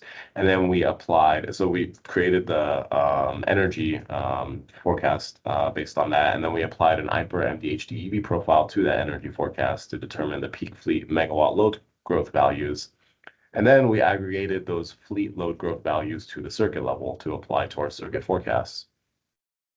Our output for this is a load modifier for each distribution circuit, and we end up using this in our distribution planning process. Next slide, please. And just to briefly go over how we created our IPER load shape that we used for the MDHD forecast. As I'm sure all of you know, the IPER provides an 8760 hour profile or hour forecast. So we take that 8760 hour load profile and we take the highest MDHD value for each hour of each month on weekdays and weekends and use that to create a 576 hour load profile. And you can see here the 576 hour load profile for weekdays to the right and weekends at the bottom. Next slide, please. Okay, and that's all of our slides. As I mentioned earlier, all of the components that didn't change can be found in our appendix. Thank you very much. Great. So I'm just going to show these up on screen as reference for anyone who wants to go back to the deck to look at SDG&E's methodology for these categories.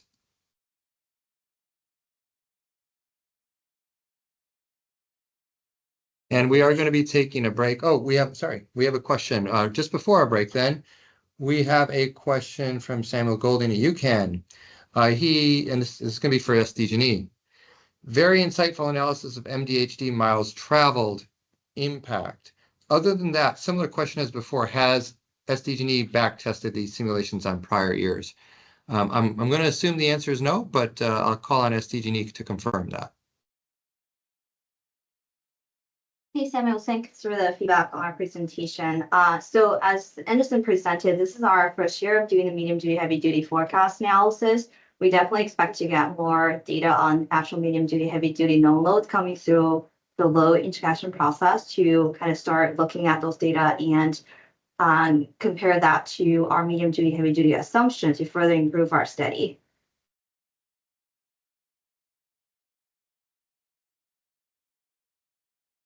All right, thank you, E, for confirming that.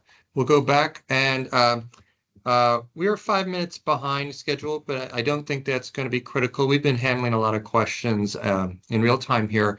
So let's take that 5-minute break. Please return promptly at 11 o'clock to hear from the IPE.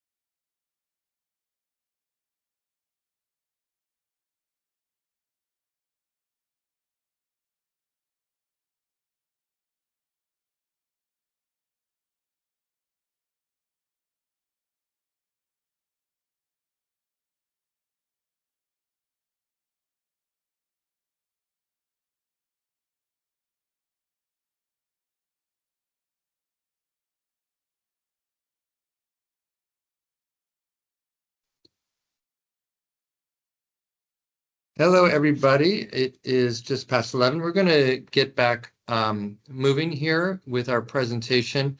And I believe Barney from Resource Innovations is going to be presenting on the IP DDIF verification and validation process.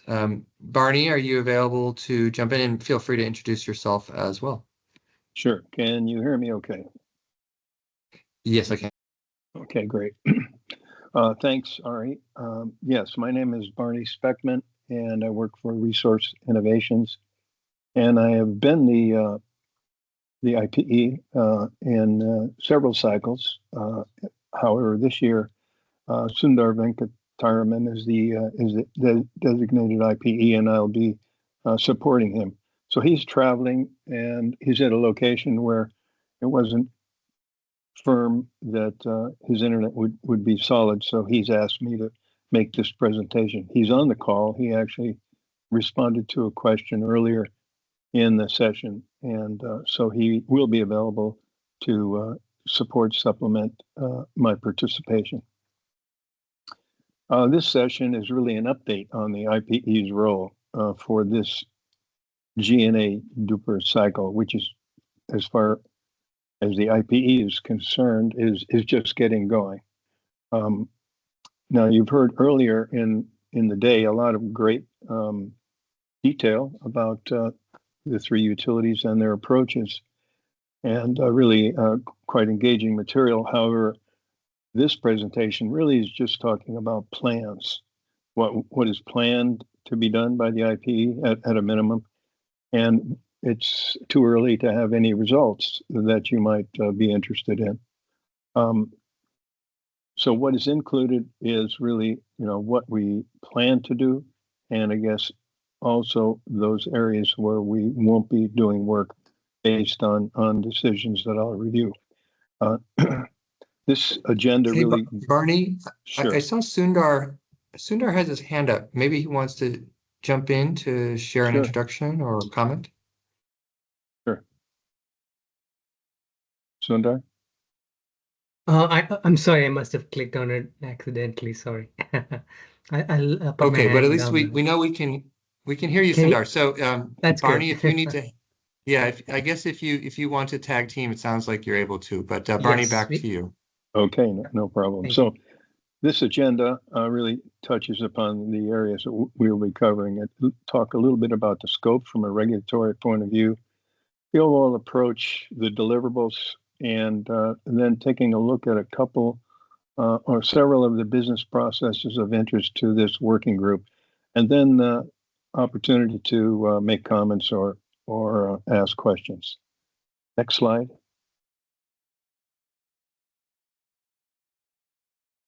So the IPE scope it normally covers 20 plus business processes, and that number of processes has changed, and the actual processes have changed over time.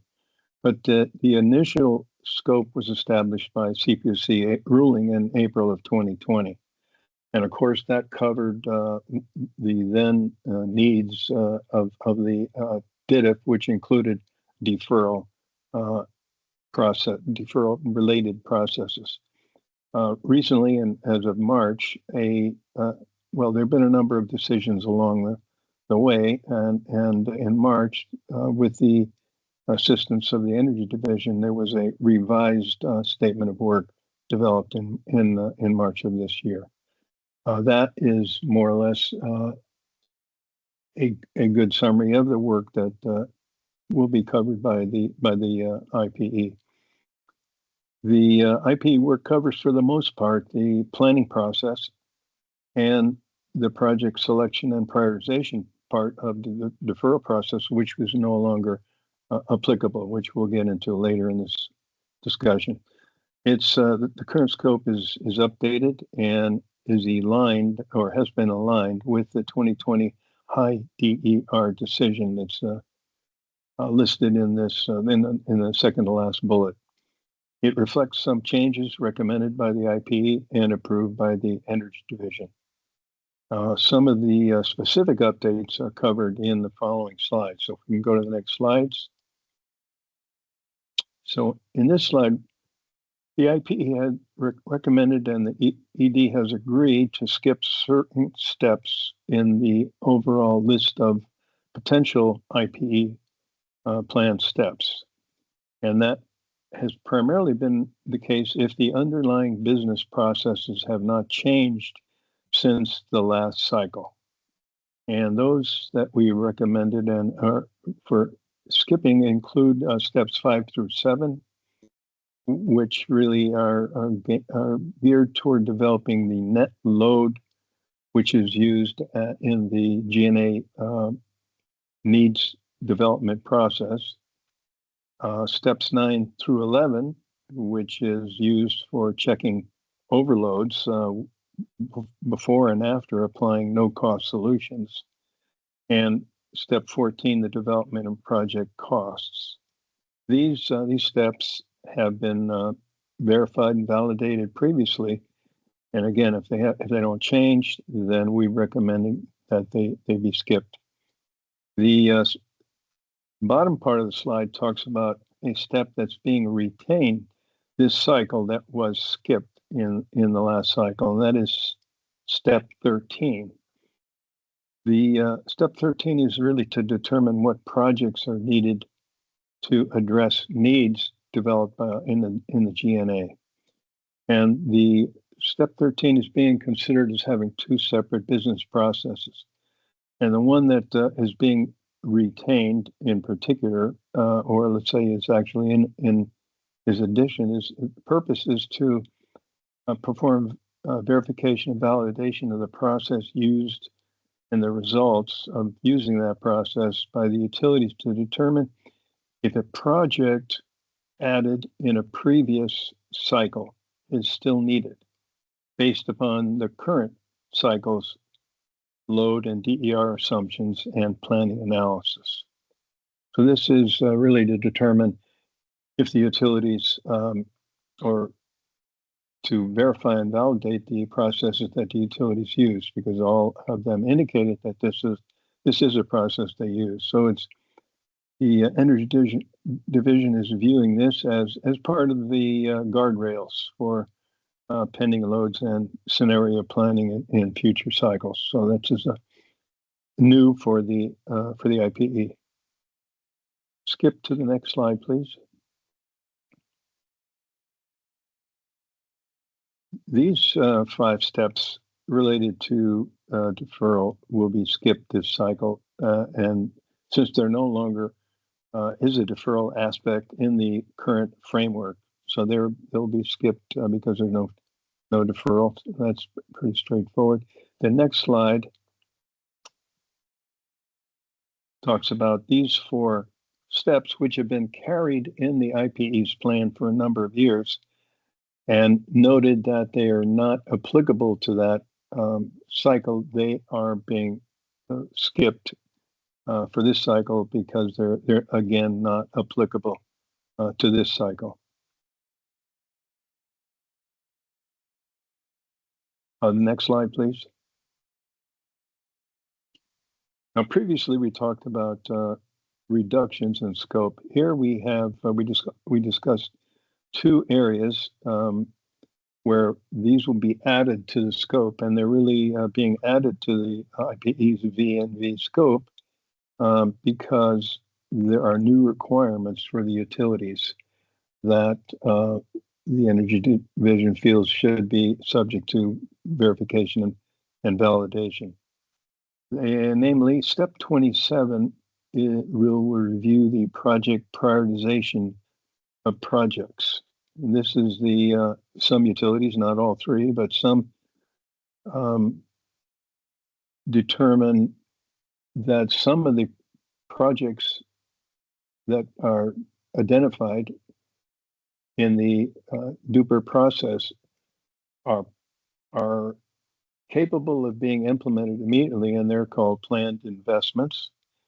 If they are not, then they have been designated as planned solutions, with the understanding that they have been identified. There's a need, however, they are there's not sufficient funds or other ingredients needed to proceed with the projects. Step 28 is a new process and again, a new requirement for the utilities to include in their filings project execution tracking data. This data reviews, provides data on multiple steps from customer request for service through design, construction, permitting, all the way to the completion of the projects. This data will be provided for the first time by the utilities this cycle, and the IPE will review these submittals for the first time this cycle. We can go to the next cycle, or next slide, excuse me. This is a definition that's in the IPE's plan, which outlines what verification and validation means. I won't read it word by word, line by line, however, but basically one can think about verification is similar to an audit. The IPE is reviewing the results that the utilities produced using their processes and determines that the results are what is expected if the utilities followed the process that they described they have used. So it's really a verification or an audit of the results and not of the process. Validation is really more like a consultant's review of the appropriateness of the approach and the process used by the utility to proceed from beginning to the end of the G&A duper process. Next slide. Now here's a slide of the deliverables and the timing that the IPE must produce. So here this week, actually tomorrow, a draft IPE plan for each of the three utilities will be filed or served and available for comments. We're interested in comments about the plan, so feel free to provide those comments.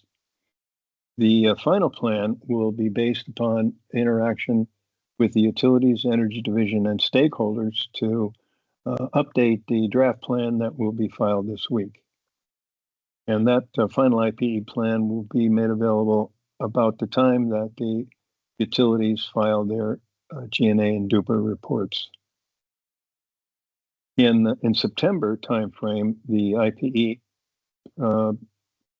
produces a preliminary analysis of the G&A DDOR data adequacy, and that's made available prior to the DPAG meeting normally.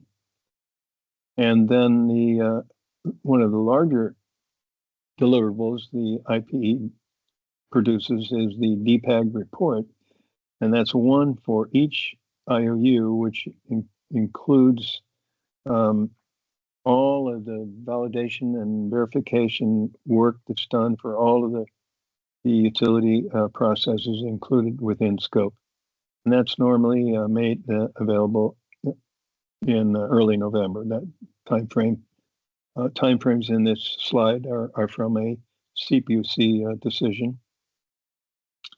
In March, the IPE produces a DPAG, post-DPAG report, which covers all three IOUs in one report. And it compares and contrasts the approach that the three utilities have taken, and it also makes recommendations for consideration for process improvements and DDIF reform. And that post-DPAG report is due March 15th of next year. Excuse me. Next slide. Now the IPE plan this draft version being delivered here this week, is an attempt to document all of the things that the IPE will cover in this cycle. And listed here are a number of bullets initially that talk about the areas that are of interest to the working group, recognizing that all areas of our plan may not be of interest, but certainly what would be interest are the system level load and DER forecasts, how load and DER forecasting is reflected or disaggregated at the circuit level, adjustments for average and extreme weather conditions in forecasts, adjustments for known and pending loads. We heard a little bit about that today. Comparison of forecast versus actual. We've done this a number of years where forecasts and actuals are checked to see how well they align, and we'll be doing that again this cycle. We will also be analyzing and performing V&V of the known load tracking data and metrics, which gives insight into how many or what percentage of the known loads actually materializes. The last major bullet really talks about the plan and the heart of the plan, and that is a very large table, 3.3-1, which includes detailed information about the V&V that the IPE will perform for each step in the process. And that table will include, of course, a step number, a brief description of the business process, then the plan for this cycle, for this step. And that will include what is the utility's role, what data will they provide, what demonstrations will they provide, and the IPE's role for what analysis that it's going to perform and what approach it's going to take to do its V&V, and target timing for the completion of each step or the provision of the information, which is normally information being provided by the investor-owned utility to the IPE. And let's go to the next slide. Now, this is a very busy slide, and I don't intend to cover it, but I think, and it is a little out of date because I don't think it reflects the two new steps that we've added. However, it's something I think gives you a graphical view of many of the steps that the DFWG is interested in, and it can be used as you go through the steps in the plan. So it's kind of a roadmap, if you will, of the steps in the plan, and might help you clarify the steps and how they interact. Hey, Barney, this is Ari. Yes. I'm wondering if we just pause here because it sounds like there might be a lot to say on the slide, but Richard Coe from Cal Advocates has a question on the prior slide. So maybe we should go back to that slide 57 before we dive deep on 58. He asks, if you are going to analyze the percent of known loads that materialize, could you extend that to include pending loads too?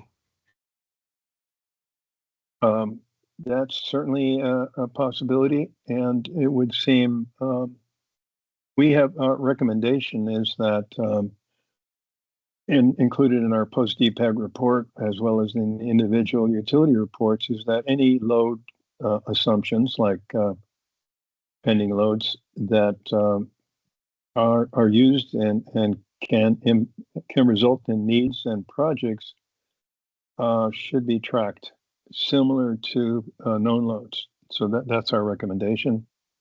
We haven't really made or discussed this with the Energy Division in terms of whether or not we would do a materialization for pending loads, but it would seem to make sense. Great, thanks, Barney. I'll go back to slide 58 for you.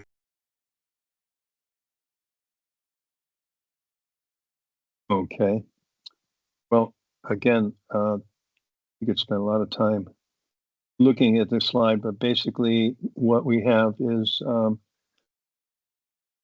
over on the far left, it explains what processes are taking place from a system at the system level and then the circuit level, and this is an attempt to talk about load growth as well as EVs, and also to capture a graphical for all three utilities. And as you know, and as we heard this morning earlier, that each does have unique aspects. So that those won't be captured on this graphical. However, it attempts to show the process for taking information at the system level, either disaggregating it or substituting it with other information. It talks about embedded loads or known loads, and it has not been updated to capture the fact that there's likely to be pending loads this year, as there was last year. So again, it gives you a high level view of some of the process, not even all of the processes that will be within scope, but those that we thought would be of interest to the working group. If there's sufficient interest, and we could consider trying to update this to reflect the current cycle, which has changed since this original graphic was developed. Hope that helps, Richard. Next slide, then. I think we're coming to the end.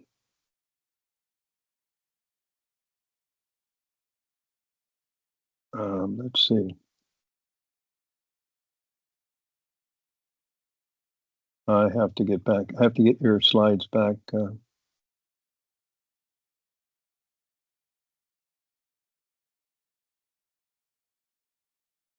So on this slide, again, I'm at this point, yes, we'd be interested in any comments that people have on the plans, which will be filed or served this week, so that those feedback can be plowed back into our revised IPE plans, which will be updated between now and then redistributed on or prior to August 15th. So we're interested in any comments you have, and we're at the point where, Ari, if there are comments or questions now, it would seem appropriate to take them. Thanks, Barney. Any other questions for Barney about the IPE plan?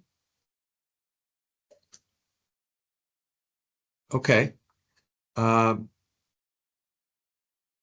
Great. Yeah, and feel free to contact the IPE directly as well if you do have questions after the workshop.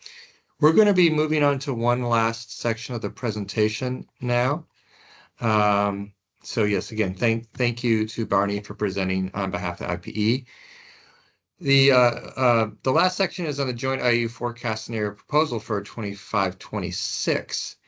And I'm going to call upon E. Lee again from San Diego to share some thoughts on this slide.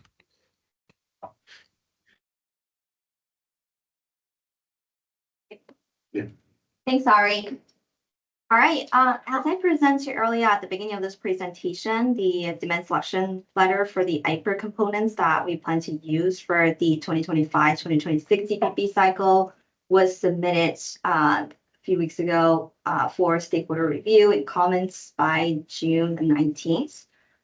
So just similar to previous years, the utility started with the local reliability scenario, as you might have heard that from previous CEC presentation, and in the IPER reports, the local reliability scenario is generally created to represent the more local needs for distribution planning process to be used.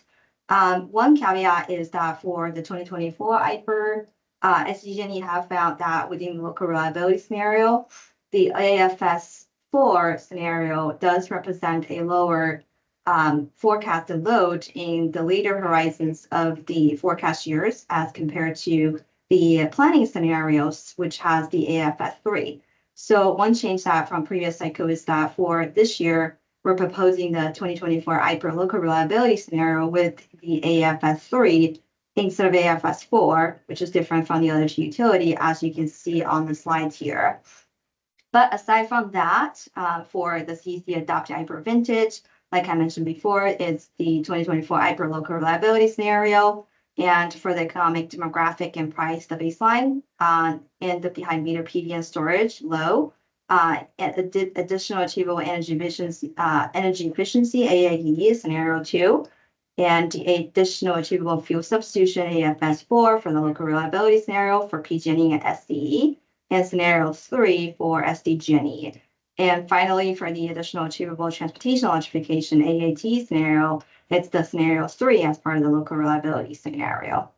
So this is the overview of the submission by the joint utilities. If you have any question, let us know.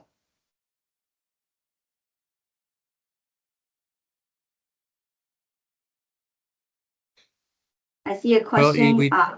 Yeah. Oh, Yeah, go ahead. You can see the question. yeah, so I see a question from John about can SDG explain the reasons for selecting AFS 3 instead of 4? And I also see a question from Mark asking the IPER scenario letter referred to the electric resistance water heater as reason for AFS 3. And can you explain why resistance water heater are emphasized rather than the other types? So the reason that we selected AFS 3 instead of 4, as Mark pointed out, as we listed in the selection letter, is because the AFS 3, when we compare between AFS 3 and 4, the AFS 4 represents more fuel substitution load across SDG territory, especially towards the later horizon of the forecast horizon of CEC.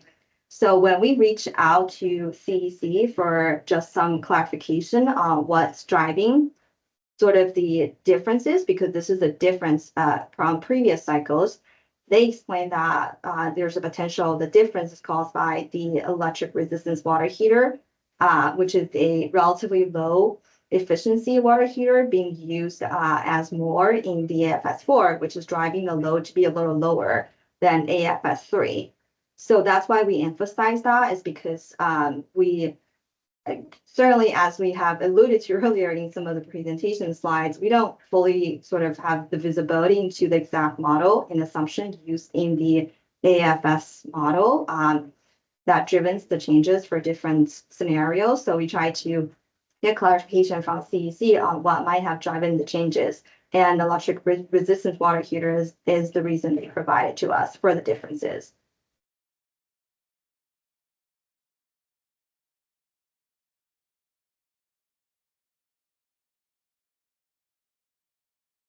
All right, thank you. I think that covers both John and Mark's question. Any other questions specifically for E or the other IOUs on this slide?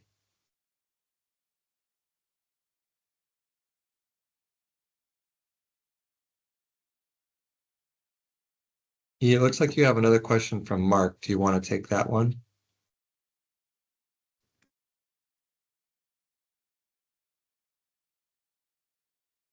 Yeah, so for distribution planning, we always try to make sure we don't have any potential lagging in meeting our customers' needs when it comes to adopting different electrification needs, including the heat pumps and the alliance and the water heaters here. So from our perspective, the reason we wanted to choose the AFS 3 instead of the 4 is because we wanted to choose the one that's more realistically representing the growth that might come to our system in the fuel substitution space.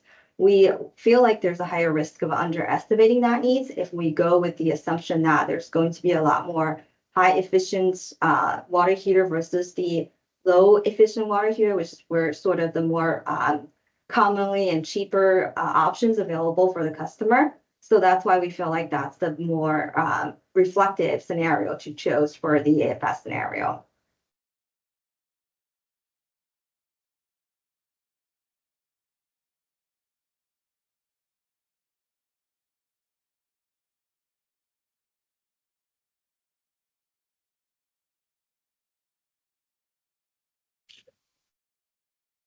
All right, thank you, E. And again, that's in the IPER scenario selection letter, and the stakeholders are free to submit comments on that as well. I believe the outcome of that letter will be decided on August 1st by Energy Division. Okay, at this point in the agenda, we are done with our presentation, but we do have about 30 minutes left in our agenda for open question discussion and any kind of wrap up that might be helpful to stakeholders. So I'm just going to pause here for a little bit to see if folks want to bring up any topics that are maybe cross-cutting or want to return to a subject earlier in the presentation, so that, or bring up another topic entirely. Okay, so Tam Hunt from GPI, you can feel free to come off mute. Yeah, hi, Tam Hunt, GPI. Good morning. It's actually nice to be in a forum where we don't hear about AI all the time, but I do want to ask about AI in terms of power demand. Obviously, AI is not a DER, but with the dramatic growth in AI, even in expensive California, there are going to be knock-on effects on the distribution grid. Can you speak to that a little bit in terms of your current work on distribution forecasting? Is there a big impact, or are you not seeing that at this point?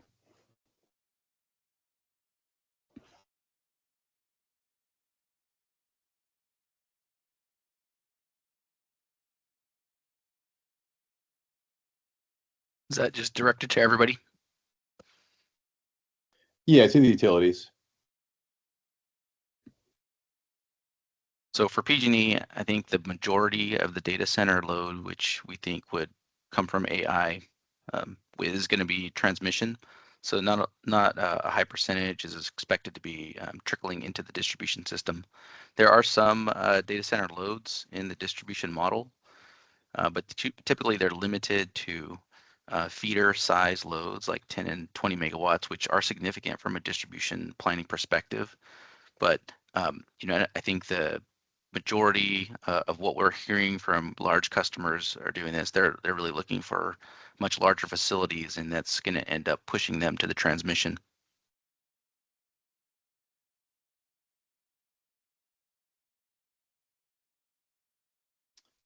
Thanks. And others, and also, as I mentioned earlier, the knock-on effects seem to be unavoidable in terms of if you have more issues on transmission, and you're going to see essentially and inevitably some effects on distribution also. Do you disagree with that? I agree that there could be issues.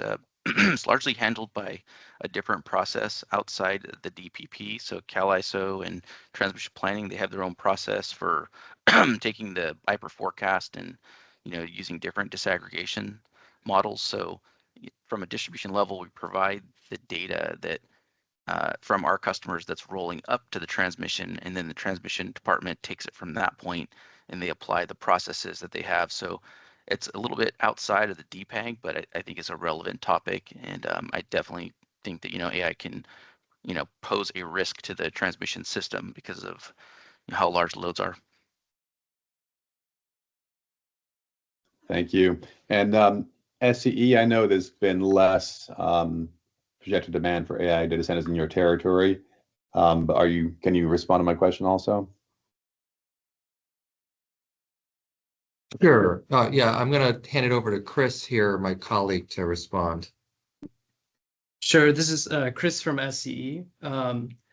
Yeah, that is something that we are looking at closely and considering, but similar to Mark from PG&E's response. That's so far that's been largely handled with our transmission planning process, and to my knowledge, we're not directly considering it yet for our distribution planning process. Thank you. Yeah, just generally speaking, this is Ari from SC. We don't view AI data centers as a very significant driver in SCE territory.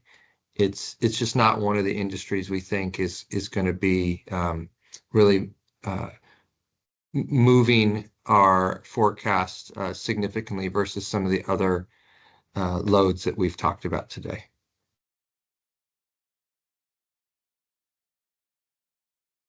Yeah, and just as a follow-up to what I was saying earlier, when distribution provides the data that we have and based on application service and all that, it really is the transmission planning department's responsibility to apply that IPER forecast using loads where customers have applied for transmission service already, and then the forecast, and then for Cal ISO to go ahead and approve those projects. So, because of it is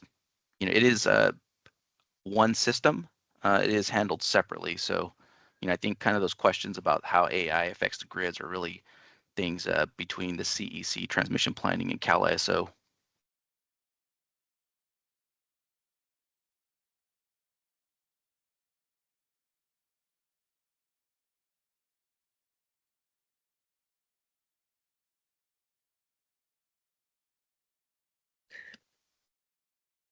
Oh, and we do have a question from Charlie. And Charlie, this is a question that we have struggled with for a long time, ever since IPER was required in the DPP. Charlie asks, this is based on the 2023 IPER.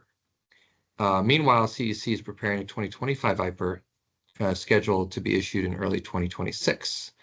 How are utilities and CPC regulators viewing consistency with the latest CEC forecast? Are we always going to be off cycle by 2 years? I don't know if someone from CPC wants to jump in on this. I think the simple answer, Charlie, is this situation we're going to be in unless there is a significant change. But I don't know if CPC wants to weigh in or Energy Vision wants to weigh in on this particular question. This is a cross-agency issue, so this is not something the IOUs can handle on our own. Hi, this is John from Energy Division and the Grid Planning and Alternatives team.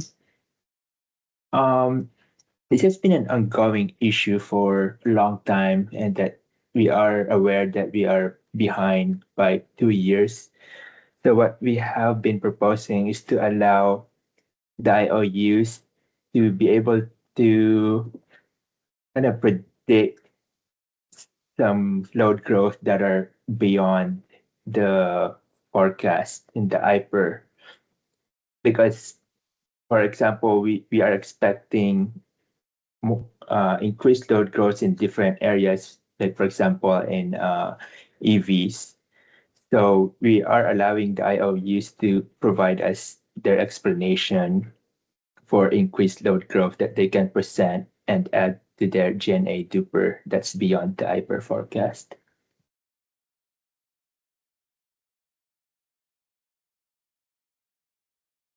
Thank you, John. And Jan from San Diego also shared a similar response in the chat. So yeah, hopefully to Charlie's question, we've given you our approach right now that Energy Vision and the IEs have worked out to deal with this lag between the IPER and our DPP. I see a question from John at Energy Division, and Tam, I believe you also put your hand back up. Maybe put your question in the chat, and if there is a new question, I didn't quite catch if this is a new question or you just had your hand up. But let's go to John Cortez's question. John, you're asking us about our project prioritization strategies and scenario planning implementation. both of these are required under the track 1 decision. So there are some deliverables that we are required to provide. I don't know that we're ready to talk about these right now. Project prioritization, that's going to be coming up in our G&A DDOR due on August 15th. And then scenario planning implementation, sort of like pending loads, we have an advice letter that is going to be due on June 30th in both of those, on both of those topics. So 2 separate Tier 3 advice letters. I think the short answer is that once that advice letter process completes, and again, we're thinking we'll get a resolution in September from the commission, we're going to be implementing some form of scenario planning in the 25-26 cycle.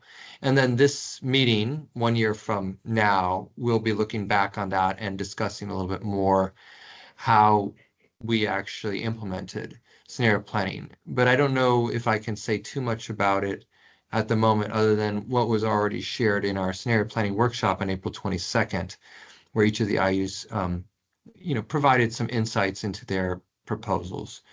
So hopefully that clears things up for John and other stakeholders who are wondering about that. And great. Any other questions? We do have about 15 minutes left if there are questions. Okay, Samuel Golding from UCAN asks, are the CPC-CC utilities anticipating the federal preemption of California's zero-emission vehicle regulations, which looks to be imminent if you're reading the news today, yes, will impact this process? So, of course, the California waiver under the Clean Air Act allowed California to set gas vehicle phase-out targets and move to zero-emission vehicles. So this is a timely question, Samuel, also a difficult question that I'm sure everyone's grappling with right now. I don't know if anyone from the IOUs wants to jump in on this, or perhaps, I don't think we have anyone from the CEC on the line, but if anyone from the CPUC wants to talk about this, certainly, again, timely issue, probably too early to really say how this is going to affect IPER. That's, ultimately CEC is going to have to grapple with it. But anyone from either CPUC or IUs want to jump in here?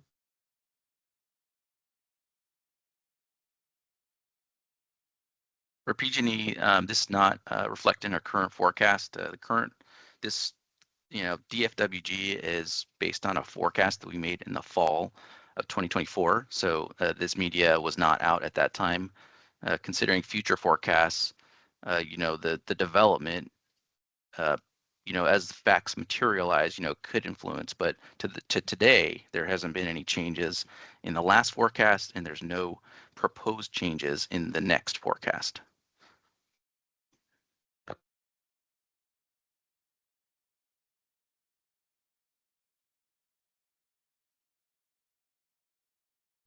And just to share from SC's perspective, like Mark said, what we're presenting today is based on the regulations that were in place over the current planning cycle. We are in internal discussions right now about what the impact of this change in regulations would be, and if California's regulations are overruled or preempted by the federal government. We will certainly be including that in our, in the process of studying, and our forecast process includes regulations. So that would be reflected in the coming year.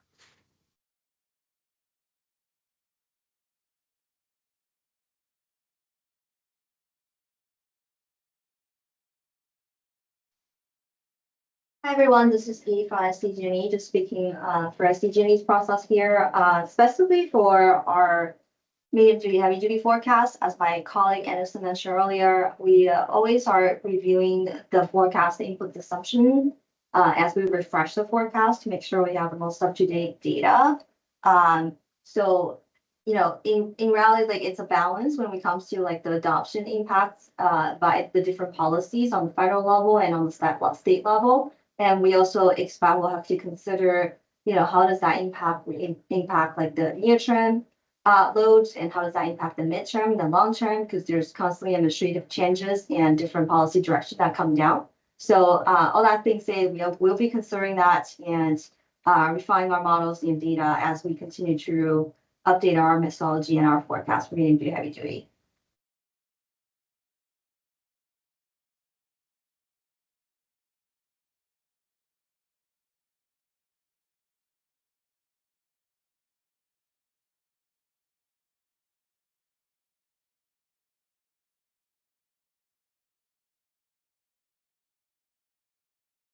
Any other questions or values?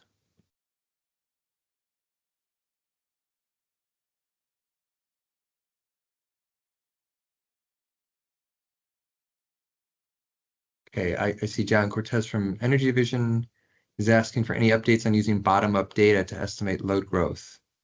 He says SCE and SDG&E mentioned using bottom-up data for MDHD EVs. Are there other areas where the IUs plan to use bottom-up data?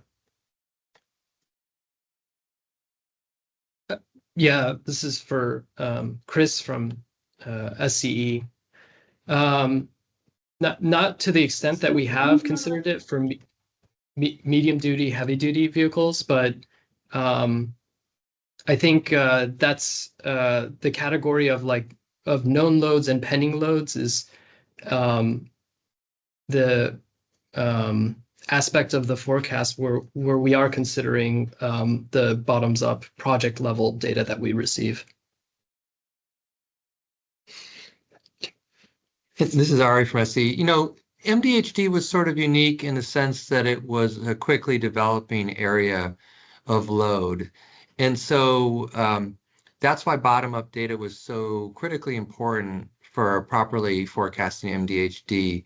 So I guess, short answer would be we might use bottom-up data if we find that it is, we're using bottom-up data really across the spectrum, but MDHD got a particular focus in this presentation because it was a kind of a uniquely fast-growing load type that had not been really properly included or fully included in the IPER for several cycles. But there is the pending loads advice letter will be sharing a little bit more about the bottom-up load sources that we'll be using, and it will not just be for TE. There will be bottom-up data used for other categories, and that there's going to be more shared by the IUs in the advice letter that's coming in June. Hi, John, this is E again. So for the bottom data, if you're referring to like strictly bottom-up data, I would say that, the known loads that we broadly use that as a bottom data source for the forecasting process, besides just for medium duty, heavy duty EV. But specifically to bottom-up forecasting for the 2024-2025 DPP cycle, the only component that we have performed the bottom-up forecasting is the medium duty, heavy duty component. In future cycles, if we identify other category or DR components that we would have done bottom-up forecasting for, we'll share that in the distribution forecast working group process.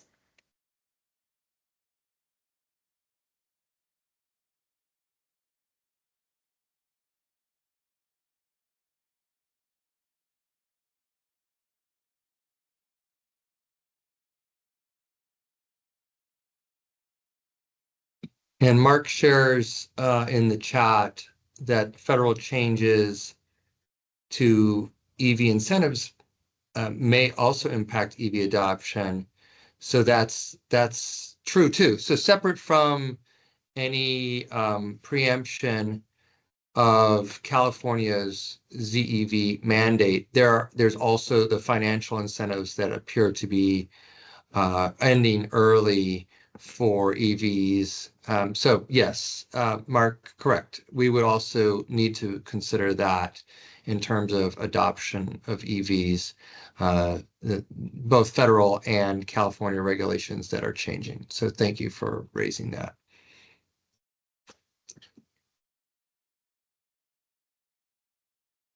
Any other questions or comments?